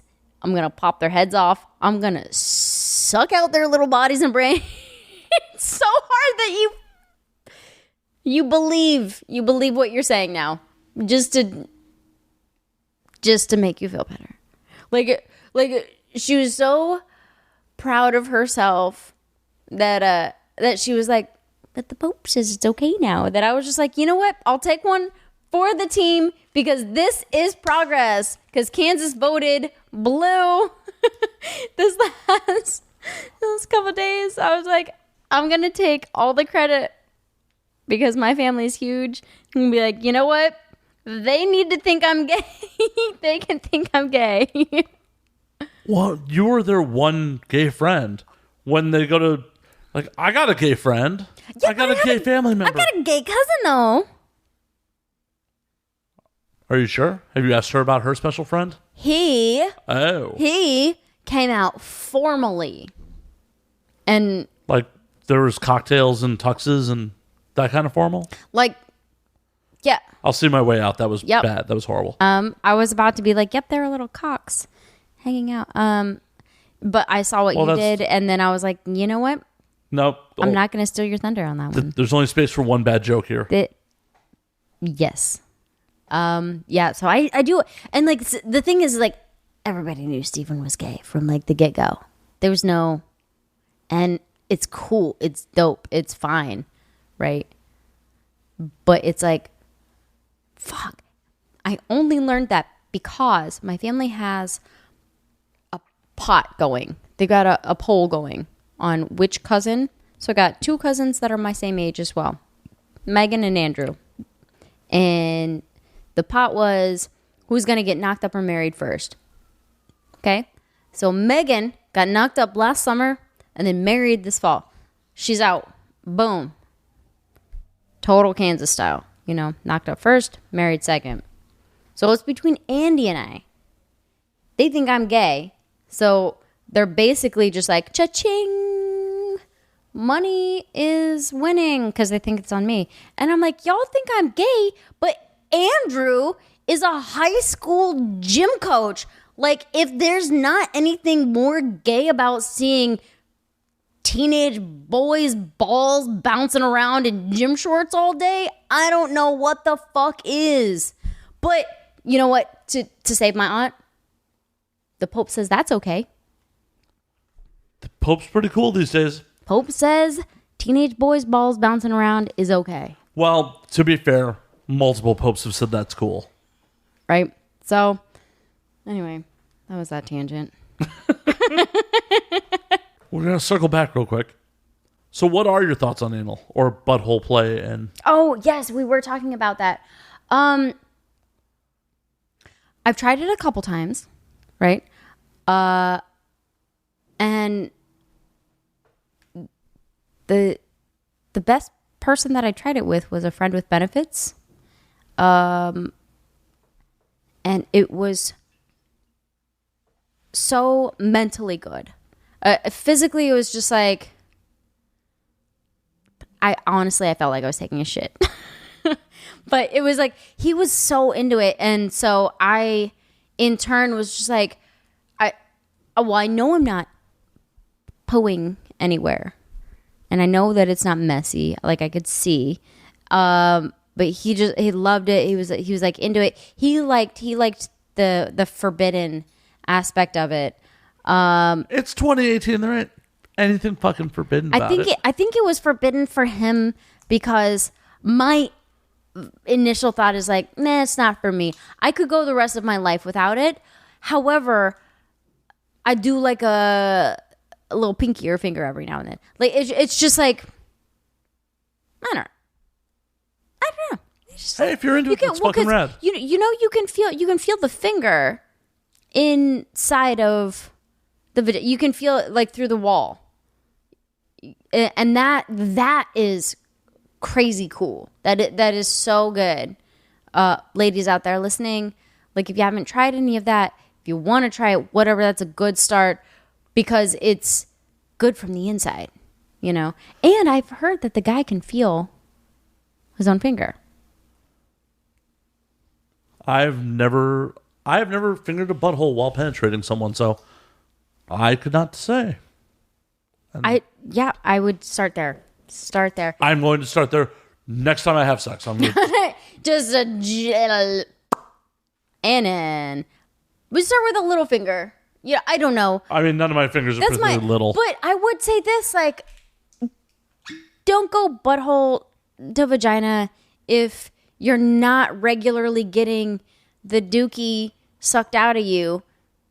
You know, that's like E. coli up your, you know, think about it. It's like pink eye for your pink eye. Yeah, that's not good for anybody. And some dudes are a little squeamish about the shit dick. I had that happen once. With the you know, the sex friend. And again, I have nothing bad to say about the sex friend. No, it was great. It was the best, and did things this year. Why'd you end it? I started to get emotional actually, and I realized it, and I realized that it was like, oh, I understand. And we had a great conversation about it. I was like, yo, no, I didn't say yo. You should have. You should have just should started have with, been like, yo. So I'm starting to get real emotionally tied to you and like feelings and shit. Yeah, but I did. I started, and it was all pheromone, endorphin, serotonin based. It wasn't all good stuff. Wasn't anything like compatibility, communication, like nothing that like actual relationships are built on. And a lot of relationships are built on oxytocin. So I was just like, hey, this has been going on for 2 years, and it's been going on for 2 years. That is a relationship. No, because it was always understood to be just like friends with benefits. It's still a relationship at 2 years. Of some sort, I guess. But, you know, we still text or whatever. We don't hang out or anything. But it definitely, for me, and I think maybe this is a normal thing, is like, for me, I was like, wow, I'm finding myself fighting, wanting to say I love you. But didn't necessarily mean it. You know, I didn't. No, the brain chemicals were like, yeah, you love it. You love this. But then again, that's all love really is the trick of the brain chemistry. I think that a huge part of that is like, wow, sorry, other guys, but that was the best sex I've ever had in my life. And hopefully, knock on any wood, there is out there that I get as good or better sex in my life, you know. She got so hot and bothered, she just knocked the mic out of the way. I don't think this person, hopefully he listens to this podcast because he would know who he is. But it was just that. It was, the thing is, it was so communicative. It was like, hey, and he was so like understanding. He was like, I understand. And I just want you to know that, like, I have nothing but respect and admiration for you. I'm not in a place to give a relationship, to give myself in that way. However, I will always be here for you. And that to me was just like, oh, that's how you talk to people. You know, like after like text guy or whatever, it was just like, look, I've had that. I've had the friend with benefits thing. I've had the casual thing. If you wanted that, I could have been so cool with it, you know? Well, people just need to state what they want. Like, this is what I want out of this. Are you cool with it? If you're not, we'll go separate ways. If you are, cool. Let's do it. If you're not even, like, and for the longest time, you know, a friend with benefits guy and I that didn't even know what we wanted from each other, but we knew that the physical demand needed to be met. And we didn't want to meet it with anybody else because for whatever reason, we were mind-blowing for each other. And that was cool. That was really cool. Hey, the most successful relationship I've ever had in my life started off as a fuck buddy situation. That's great. So, hey, maybe he'll circle back around at some point when he's like, oh, shit. I'll get back in here. Yeah, exactly. It was mind-blowing for him. He'll be like, damn, I may have fucked up here. Maybe he'll circle back. Maybe he won't. Time will tell. You never know. I mean, there's always time. Where I'm at now is, as I said earlier, is I want to feel what it feels like hopefully I don't get like crushed, absolutely like really great, amazing relationship and, you know, whatever. But it's everything that builds up to that point that I've never really had. I've never really had that like fully developed relationship. I've always had particles.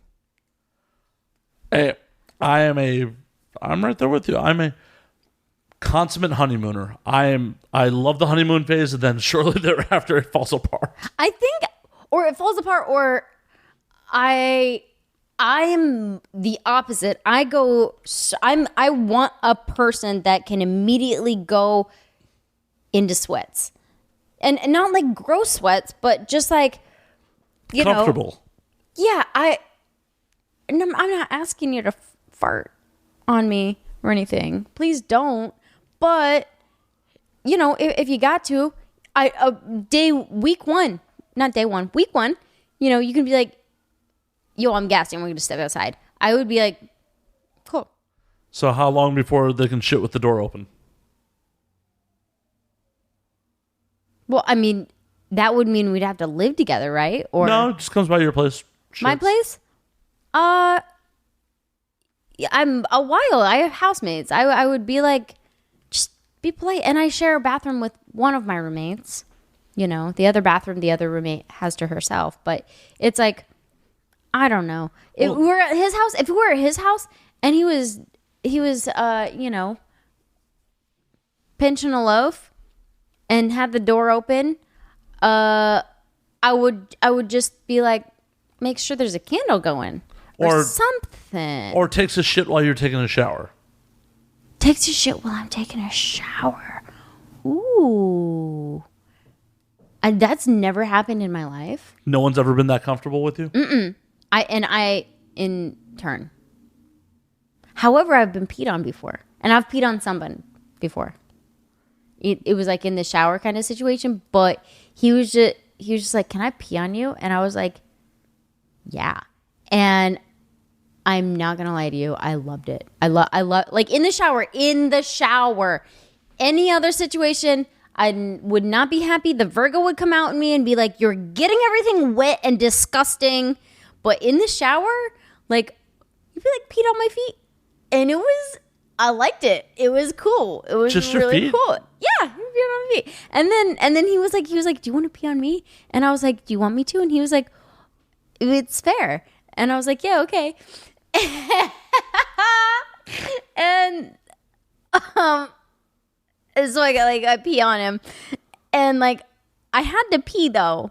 I was holding it, and so I'm like peeing just like on his shin, and it was a hot, hard stream. It was like when you had to pee real bad, and it's just like the pee couldn't get out of me fast enough or hard enough, and he was like, "It hurts." And I was like, "Oh my God, I'm sorry." And I like pinched it back up, and he was like, No, you can keep going. Apparently you need to. Wow. It hurts? Wow. It was that hard and hot of a stream. I just imagine you just pissing like an elephant right now. The sploosh. Not like a sploosh, but like a psh, like imagine like a laser, but made out of whiz. It's like that, you just pressure washed his leg. I definitely pressure washed. I left a scar and everything. Like it's just like zoom. Left a scar? No. What the? Goddamn. You have a deadly weapon in between your legs. Every woman does. Yeah, but that's a different deadly weapon. You have two then. Two deadly weapons. Oh, I don't think I've ever told this story out loud. Awesome. I was into it. I was only like, I liked. But it only happened the one time? Mm-hmm. Yeah. Oh, if you both were into it, why only the one time? I mean, it never came back up. It never was like a topic again. Sorry. I got the giggles, man. Nothing wrong with that. Oh. But I liked it. That was really good. It's interesting when you think back to like the weird things that you've done, just in any spectrum, not just sexually, but topically, sexually. Then you think about it and you're just like, wow, that's kind of funny. And I'm like, I'm into it. Absolutely nothing wrong with that. I just realized I've never peed on a woman. Never have. You have to ask first, I think. And well, definitely. Yeah. Ask first. I enjoyed being asked in the shower. We were showering, and it just came up, and it in any scenario, at least it like washes away. Exactly. At least it washes away. It's not like you're not ruining sheets. It's not like I was like wiping away my eyebrows as like the wee wee was like trickling down my face. It's like no, it was just like my legs, a little bit on my kneecaps. Like it was fine. He was a tall guy. He was really tall. So it was like he was trying to like get my feet, but that was like pointing 6 o'clock, which is like I understand is not. Yeah, generally not how it hangs. Yeah. That was cool. That was a real cool moment. It's like sometimes I'll think about that when I'm just like stuck in traffic. I'll think like, oh yeah, I did that. But that's good. I think that's a healthy mindset. If you're thinking about things like that, that's what I'm saying. You gotta collect them out. You gotta have these nasty ass text messages going on all day long so that it keeps your mind active and happy. Yeah, and you have to experiment and try to figure out what you like, what you don't like. How are you going to know if you're not into something unless you try it? Or you gotta go to the desert and eat a lot of mushrooms and like let your mind melt. You know. I do have one exception to that is I don't want a finger inside me. No. No. Have you ever had a pinky in the bum? I have not. Oh. But I got some digestive problems. I'm Jewish. I feel like it should just stay exit only. It could be a problem. And, the look she is giving me right now is amazing. All I'm thinking is I'm like, wow. Man, you're missing out. I do know a Jewish guy that he enjoys a little pinky in the bum. But he also has what's that pooping disorder? Crohn's. He's got Crohn's. Us tribesmen, that happens. Crohn's, which I just learned is actually pretty common in Jewish men. As I said, Jewish men. Members of the tribe have it. Interesting. I wonder. I mean, I would be like, whoa, what's the DNA makeup of that? But I don't. It doesn't actually have to go in far. It literally just needs to go the knuckle because that's where you can get a prostate. Just a knuckle. That look like how little that is. Well, you have little hands. Other people's hands are a bit bigger. I mean, even look at your own hands. Just a knuckle deep. That's pink. That's just look at my hands real quick. Yeah, but they're wide and they're big, but still, the knuckles only Yeah, one knuckle's, two are yours. just try with your own hands. You don't like it, you're only shitting on your own pinky. I'm good. Call me vanilla. I like masturbating the old-fashioned way. Fair enough. To people I don't know in real life. You know what? So before the show started, I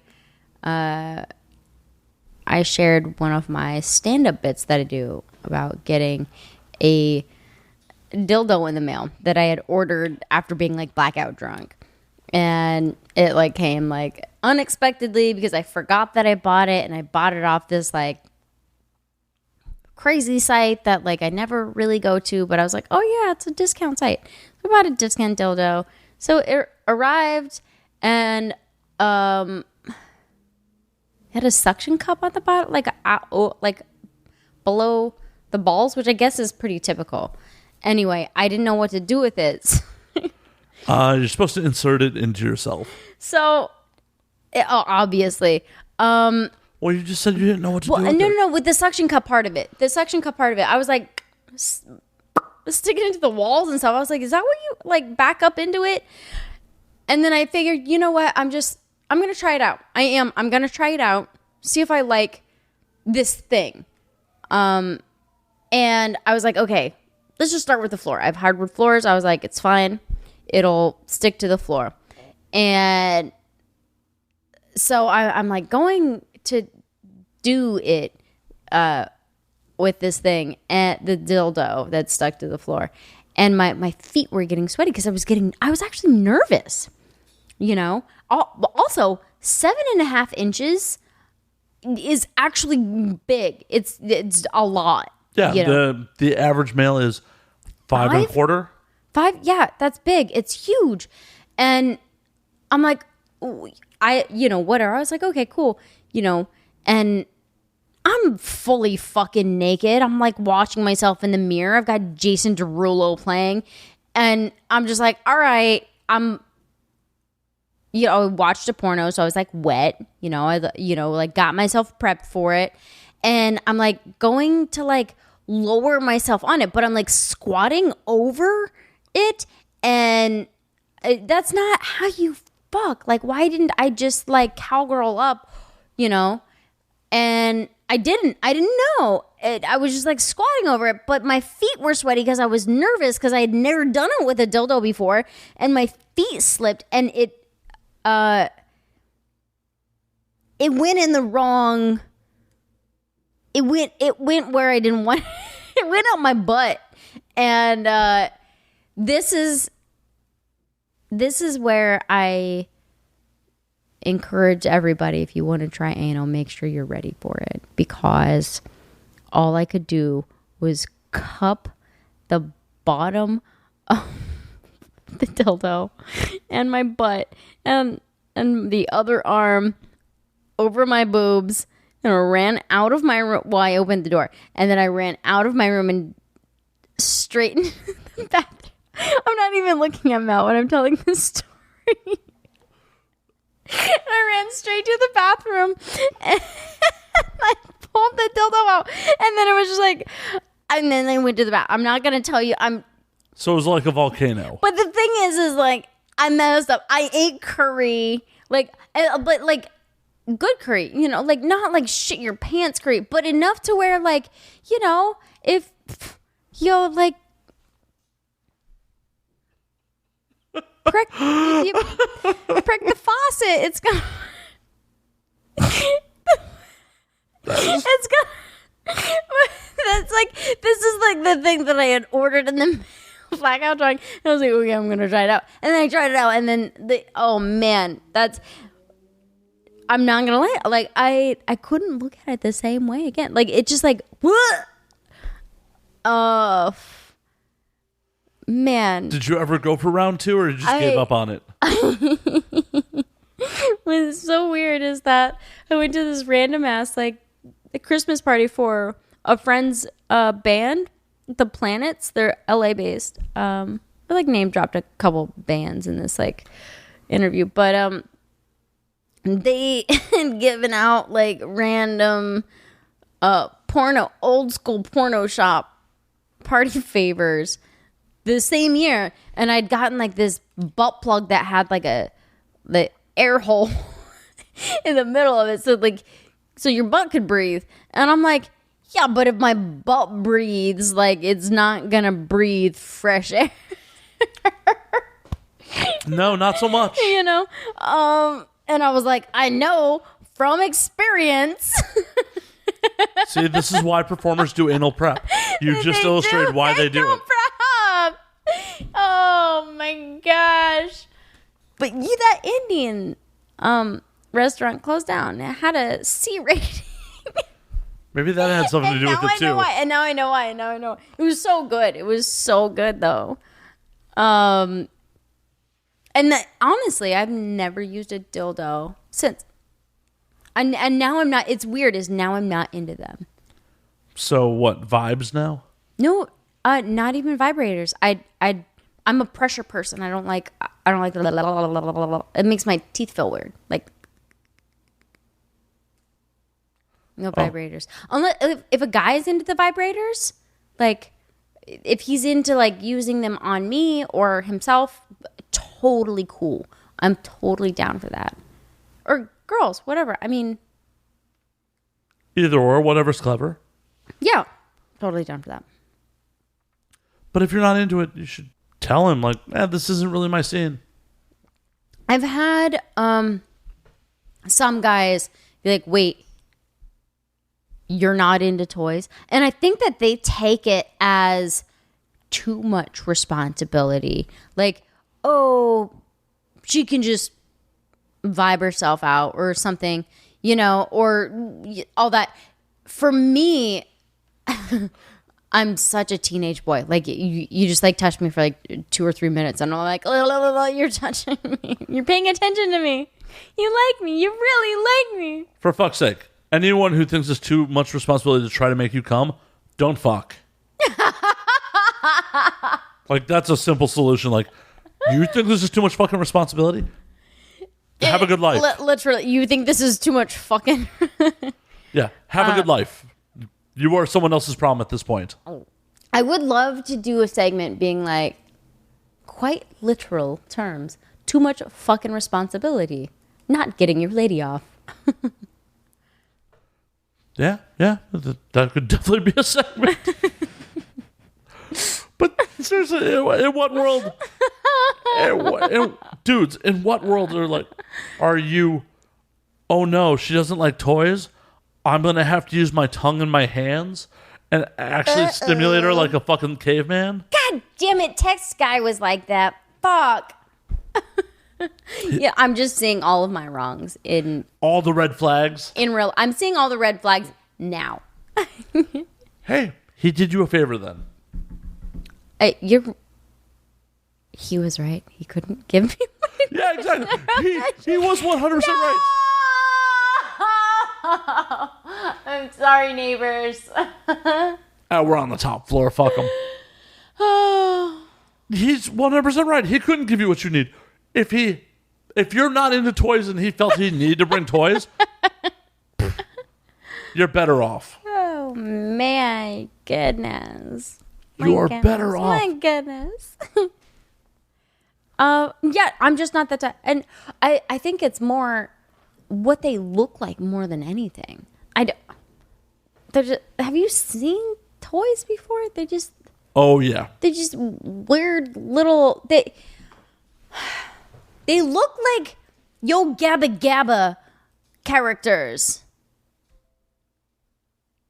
And I just don't want to stick a Yo Gabba Gabba up my vajayjay.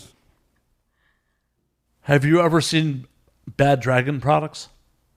No, but I've seen the dog toys Kong, and those are some hellacious, like, lesbo boing boings. Take a look at Bad Dragon's products. Wait, am I supposed to like this or? They are.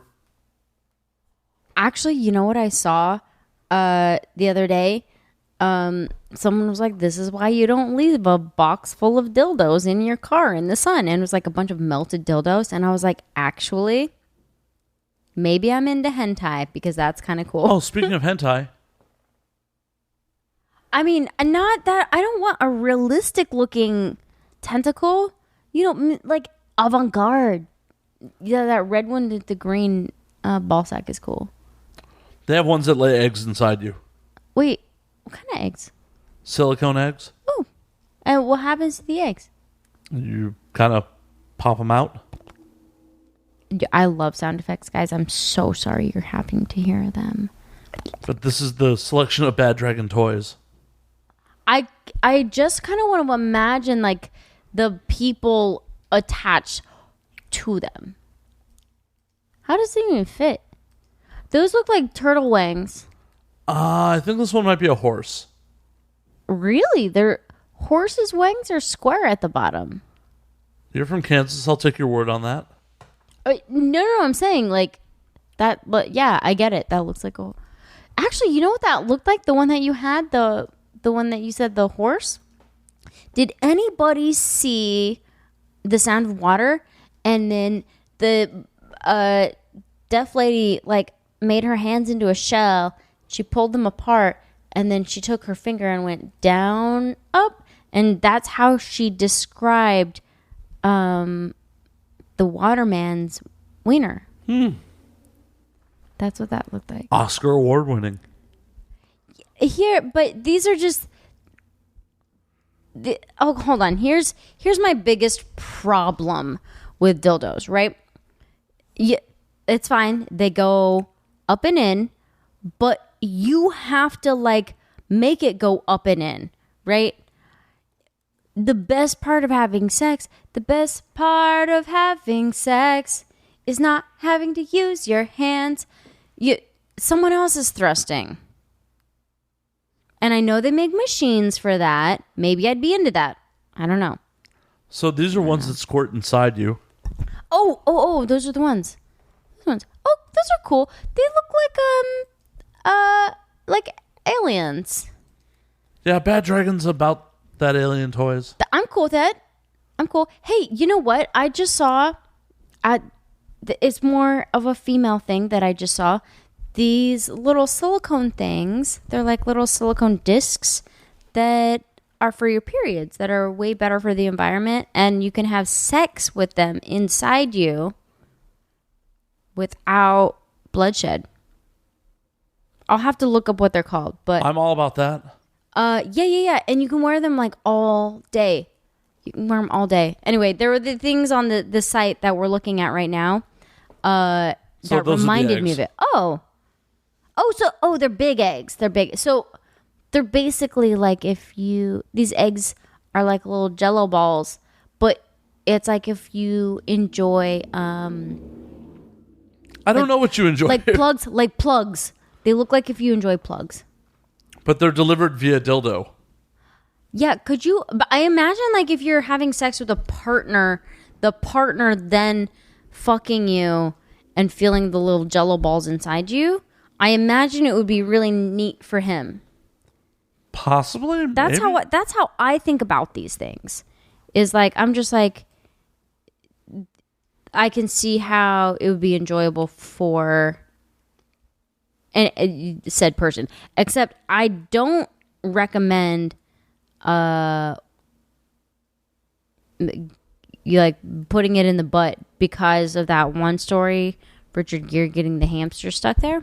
Oh no. Did you not hear about that? Oh, I definitely heard about that. Oh yeah. Why are they so gooey? It's part of their thing. Wait, it's like gooey. It's not. We're watching the video. Oh, they popped out. Of how the egg laying wang works, but it's either so much lube that it looks like slime, which is kind of like that one really got some distance. Like Nickelodeon slime time. Like you definitely can't do this on TV. Like Ghostbusters slime time. Like oh, there it is. Oh, and there it is. Pretty fucking ridiculous, right? That's kind of cool. I like watching this kind of stuff. I'm very fascinated. I'm not bothered. I'm not offended by egg-laying dicks or any of that. Fingers in the butts. I'm not. Nor should you be. For me, I mean, you said you're pretty vanilla. I am. Yeah, for me, I'm like, I like adventure. I like all of that. Because if I don't like it, I'll be like, oh, well, now I know I don't like it. That's the school I went to. I'm pretty vanilla. I like choking people. Otherwise, pretty vanilla. That's all right. You like choking. I like choking people. I don't like being choked. You don't. What is it about choking that you like? I think it's a dominance thing. Okay. And I think the majority of my partners who are into it, they like the submissive part of it. They like the breath play. Okay, yeah. Have you ever like had like a proper dom? I have not. Me neither. I got a whip though. I did. I got like it's like this like it's like a stick whip. It's like a long leather stick thing with like a little tassel buddy at the like end. A flogger? A flogger? Yeah, kind of like yeah. I mean, not that was brutal, but I got one this year to share with fucking text guy. Was that your idea or his? My idea. I got it all on my own. I didn't even tell him I was getting it. I just like came across it and I was just like, yeah. And I was like, can you, I like pulled on my, like I had a duffel bag when I was staying over at his house once. And I was like, can you just like do that? I was like, I've never had that. I was like, it was like not that expensive. And I've always wanted one, even just to look at. And he was like, okay. And I go, you're supposed to go like soft to harder wax, and it got to a point where he was like, I'm not comfortable hitting you any harder. And I was like, okay, now I want you to give it a slap at that degree, like the degree that you're not comfortable with.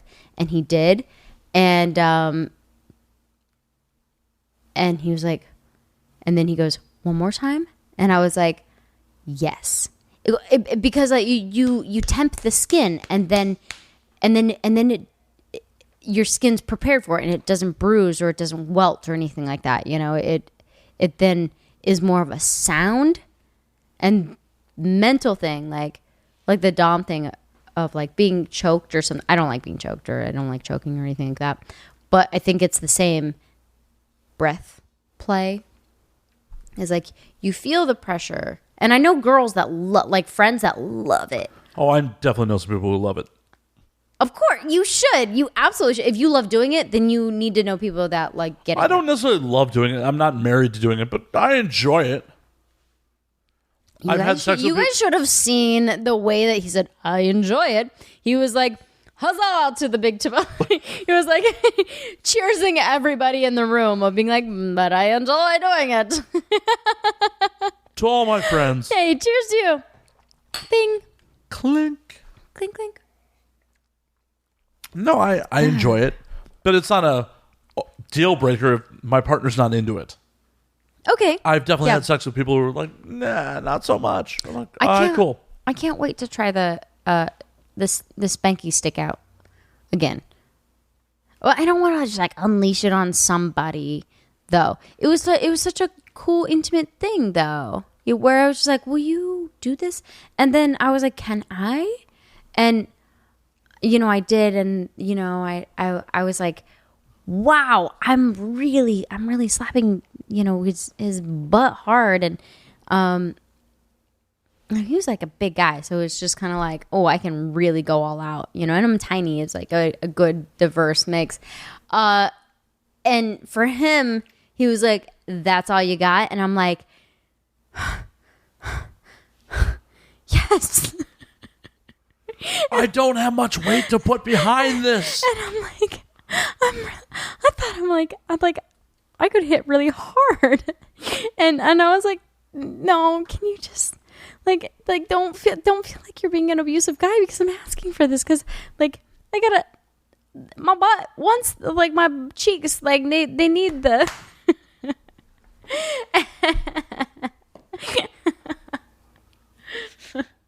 There's absolutely nothing wrong with that. It was like not a dominant thing, because I was in all of the control. When me getting my butt slapped, I was in control. Is that weird to say that? Like, no, not at all. Yeah, that's how that works. Like when you're choking a girl, she's in control actually, because she is the one that gets to say stop. Or she goes unconscious. No, kidding. Have you ever had a girl go blue on you? No. I've only ever had one partner say choke me harder, and it kind of was like, no. Okay. And you did? Or? I did. Okay. I did, but it was still like she wanted me to choke her hard enough where she was, Oh. Man. Yeah, like I'm generally into a little light choking, but she wanted the full business. I'm like, all right. I like the hand on the neck, but I don't like the like put your hand on my neck. That's fine. Feel my jaw, but don't squeeze. Like that for me. That's not my flavor, you know. And there's nothing wrong with that. Yo, but tinkle on my toes in the showers, Jesus fucking Christ, I was hot. Someone needs to get you back to that point. Oh, where is he? I know exactly where he's at. He lives right up the street from me, but currently he's on the East Coast. That's why he's hot right now, because he's in Cape Cod. Oh, wow. It's all fancy. I don't like his dog, though. Well, don't let his dog pee on you. No, his dog would never pee on anything. His dog annoys me. You have to. If you're with somebody and they have an animal friend that lives with them, you have to like that animal friend. I have to myself, and if somebody's like allergic to them or like generalizes them and is just like, I don't like that kind, I'm like, well then this isn't gonna work out. Well, that makes sense, because the animal friends were there before them and they'll probably be there after them. Yeah, definitely. But you know, there I have gone, like, I'm a cat person. I'll just say it. If you ever see me, you'll be like, yeah, you look like a cat person. But I'm not opposed to dogs. Like I love like certain dogs. This, man. And he's like such a sexy guy too. Dang it. He's got to get rid of that. It's a fucking pug. See, what you gotta do is just go over there, open the door, and let the pug run away. He wouldn't. The thing is he wouldn't. This pug loves him too much. You know what that pug loves more? Bacon. Just toss a strip into the street. Just see you later, guy. You know, I wouldn't do that. My cat's bigger than this thing. It's like, I wouldn't admit to doing that on the internet. I've thought about it.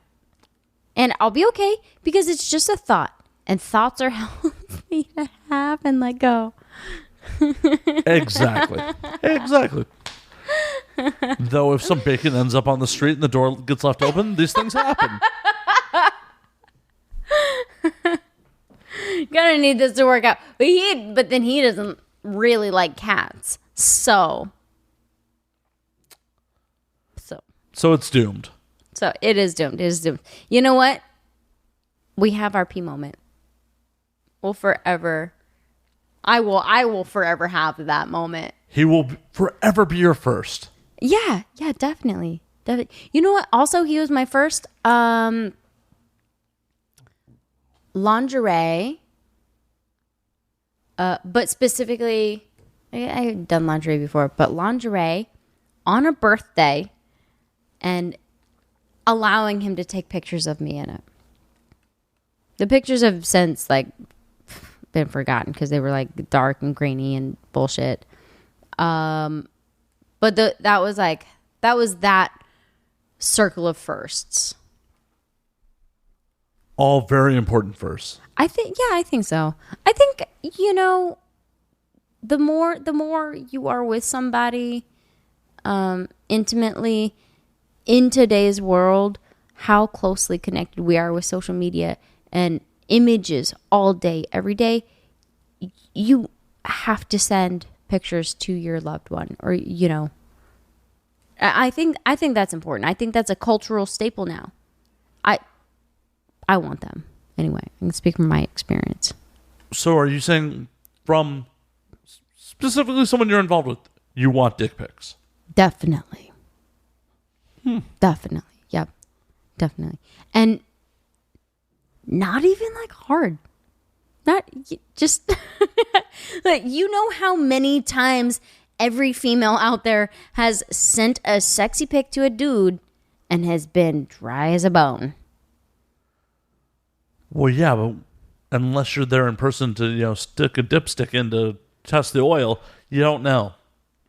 Yeah, I'm just saying that if it's not it doesn't even, sometimes it's, oh man, so many chaotic thoughts right now. You don't have to be hard to be fucking sexy. You could be flaccid AF and just be waiting for you, or wish this, blah blah. I don't know, is how you word it, or you don't even have to word it and just be here it is. It's because women who are straight and like to look at dicks just want to look at one. It doesn't even have to be in any state, situation, whatever. You can just be oh, hey, here's, my dick on my couch or something. We like seeing that shit. We love it. We do. And nobody's going to admit it, but I'm admitting it to you right now. Most chicks out there who like men, like dicks, like him in any state, anywhere. Just to clarify, these are dicks that she has emotional attachment to. Don't send random ones. No, please don't send random ones. I mean, I've gotten a few. One of my favorites was, I've only shortly ever done online dating, so you're not going to find me there. But this guy sent me one with a remote in his hand. Dick in one hand, remote control in the other. And hold on. Who was taking the picture? Mind blown. What? What? Did he just like set a timer up and like prop it up against his chin? Because it was like POV. Maybe he's rocking a GoPro. How? He fired up the GoPro, took video, and then took a still from the video. On my old phone, I kept that picture. I kept it. I blocked it. You deleted the guy because I was like, that was unwarranted. That's not cool. But I was also like, wait. Remote in one hand. And it's like laying on his like leg. So he's like obviously just like watching TV or something. Dick in the other. How did that picture get taken? I still to this day think about that, and I'm like, I'll be the Houdini of dick pics. I'll be doing something mundane, you know, cooking or whatever, walking to the coffee shop, and just be like, how was that dick pic taken? And then I'll do the like longing stare, you know, knuckles under the chin off into the sunset. And the world may never know. So back with my original co-host, who's an adult performer, we tried to get a segment rolling at one point, which was we were going to judge dick pics that were sent to her about everything but the dick. The background, get me started on this. We had a dude sent a dick pic that was obviously in a men's room where he stripped naked in the men's room. Like his clothes were hanging on a hook on the stall. No. And we were just talking at length about like, who gets naked in a stall? Like, I really wish that we had I actually please don't send me dick pics. But part of me wishes that I could relive that segment. Just start judging people's dick pics about everything but their dick. Okay, how's this? I make he doesn't want unwarranted. Send them to me. I'll do it. Hold on. Have chicks send you the pictures and then judge their backgrounds. I don't want to glorify and say I'm bi, but I have like on you know, like the chick dating sites and whatever, just explore everything, you know, whatever. And the sexy pics that females send are like, yo, here's me like almost naked, covering my boobs and my parts or whatever. But the mirror has like so much toothpaste splatter and zit pop on it. And it's just kind of like, dudes will like look past it. But when chicks look at it, chicks are like, clean your fucking mirror. There is a mountain of like hurricane rubble behind you, and you're trying to show me the like sunshine spot coming through your leg gap. Like, fucking A, pick up your room. My goodness. Right? You've got a Green Day poster ticky-tacked to your wall. Frame that shit. You're an adult. I don't get it. You can judge dudes all the time, and I will give all props to dudes when they know they're disgusting. They'll be like, no, don't look there. Right? Most of the time. Oh yeah. Chicks are just like, here I am. Like, nips are really hard, yet Hiroshima happened right behind me. The reason for that is 99 out of 100 dudes are still like, yeah, I'll fuck. and she's like, my house or yours, you know? Yeah, I have never once been deterred by like, oh, girl telling me on a hookup, like, my place is a little gross. Like, yeah, whatever you say, girl. We need to get upstairs. We need to fuck. Upstairs. There could be roaches crawling on me. We gotta go. I had this friend in college, and she was by far the like sloppiest person I've ever met in my life. And she was a really good friend though. But I was like, how do you have clean clothes? She had a pathway through her place. She had this studio apartment, and it was a big studio, so it was okay. that, like she had space, but it was like a path of like dirty clothes, McDonald's bullshit, anything else, right? And then you would get to her bed, and her bed was just like, it was like a legit bed, like a frame, setting, and then a mattress. And it was like just shit thrown on it, like blankets and clothes and stuff like that. And I was like, where do you sleep? And she was like, well, no, I sleep on my bed or my couch. And then I like looked over at the couch, and there's like, yeah, throw pillows and a throw blanket, whatever, and like a pile of like clothes. I'm like, how many clothes do you have, first of all? But it wasn't just clothes. The clothes were actually on top of things. And then she was just putting the clothes on top of the things that were clean. And then the clothes that were dirty were going to the floor. So she knew her clothes were clean if they were sitting on top of things. That's a horrible system. And then you would get like to her bed, and it was just like you could see the actual mattress. And I was like, don't you get cold? I was like, I wasn't like trying to grill her or anything. I was like, don't you get cold? And she was like, yeah, I just like, cover up with everything. And I would put money down that if some dude picked her up at a bar and she's like, back to my place, be like, all right, cool. And you get up there and like, all right, cool. This girl got laid more than any person I've ever met in my life. And she was like totally like comfortable with that sexuality side of herself. See? We're dudes. We fuck. I my OCD kicks in, and I'm just like, no, you can't even like look at me. My house is dirty. I don't even feel attractive knowing my house is a mess. You're like back at his place like, oh my God, I didn't pick something up. Fuck. No, that's exactly how I am. That's exactly right now. Right now I know I need to do laundry, but it's only because I have two female housemates. We're all always doing laundry, and it's just like, it's my turn to wait.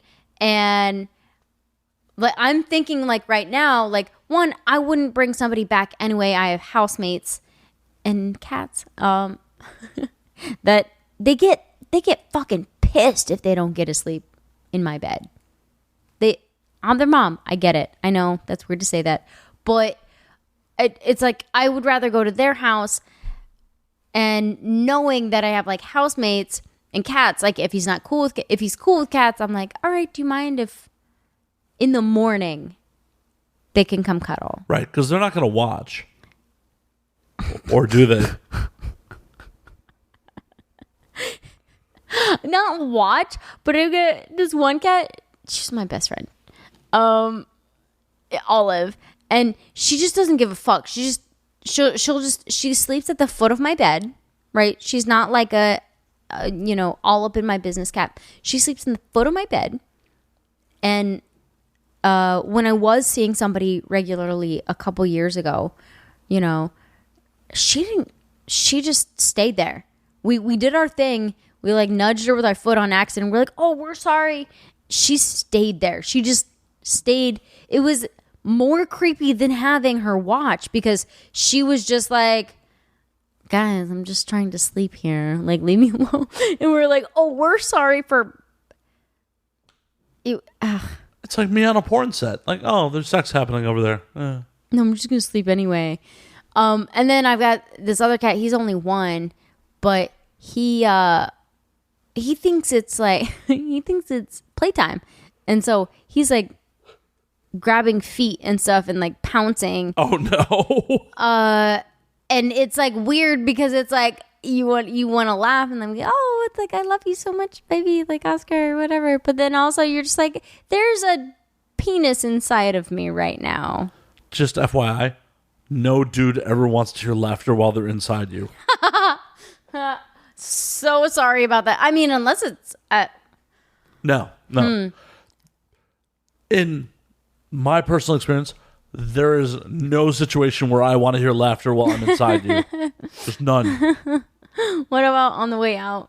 Oh, the way out's fine. Way out, win. I'm maybe that's why text guy did it. I'm always laughing. I'm always looking for like the next opportunity to laugh.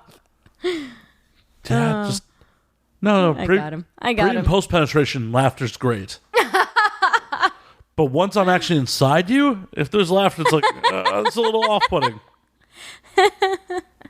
No, okay, deal. Note taken. Maybe that's text guy. I am so sorry.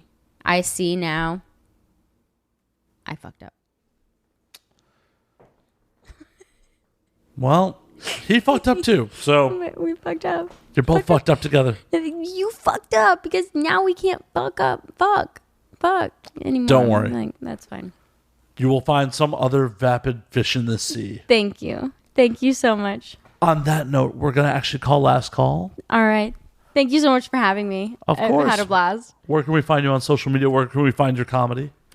Isabel Herrman, Herrman. Isabel is spelled Isabel. I'm Googleable. That's the best way.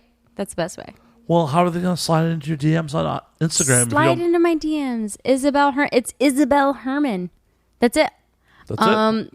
Yeah, or you can find me if you live in Los Angeles at the Dojo of Comedy. I produce a show called Comedians in Underwear, telling jokes. It is exactly what the title is, Comedians in Their Underwear, telling jokes. And I get some of LA's best, some of the country's best comedians to strip down and bear it all. We got to step our game up, though. New York has a naked roast battle. Wait. Hold on. I got invited to do a naked show once, and it was canceled because it was an outside show due to rain. And I'm like, it only rains like twice a year here in SoCal. So I missed my opportunity to do nude comedy, but this is my own produced show. I've been doing it for a while here in LA, and it's just now getting some heat. So if you live in LA, mention this podcast and you'll get in free. Sick. And you may very well see me drunk in a corner there, because that's kind of what I do at the dojo. Well, and until next time, you can find me at Matt_Slayer on Twitter, Matt Slayer on Instagram, Matt F. Slayer on Facebook. You can find the podcast at And Now We Drink on Twitter, and Now We Drink _ on Instagram. Until next time, until next Thursday, drink up, motherfuckers. Drink up. Ching ching.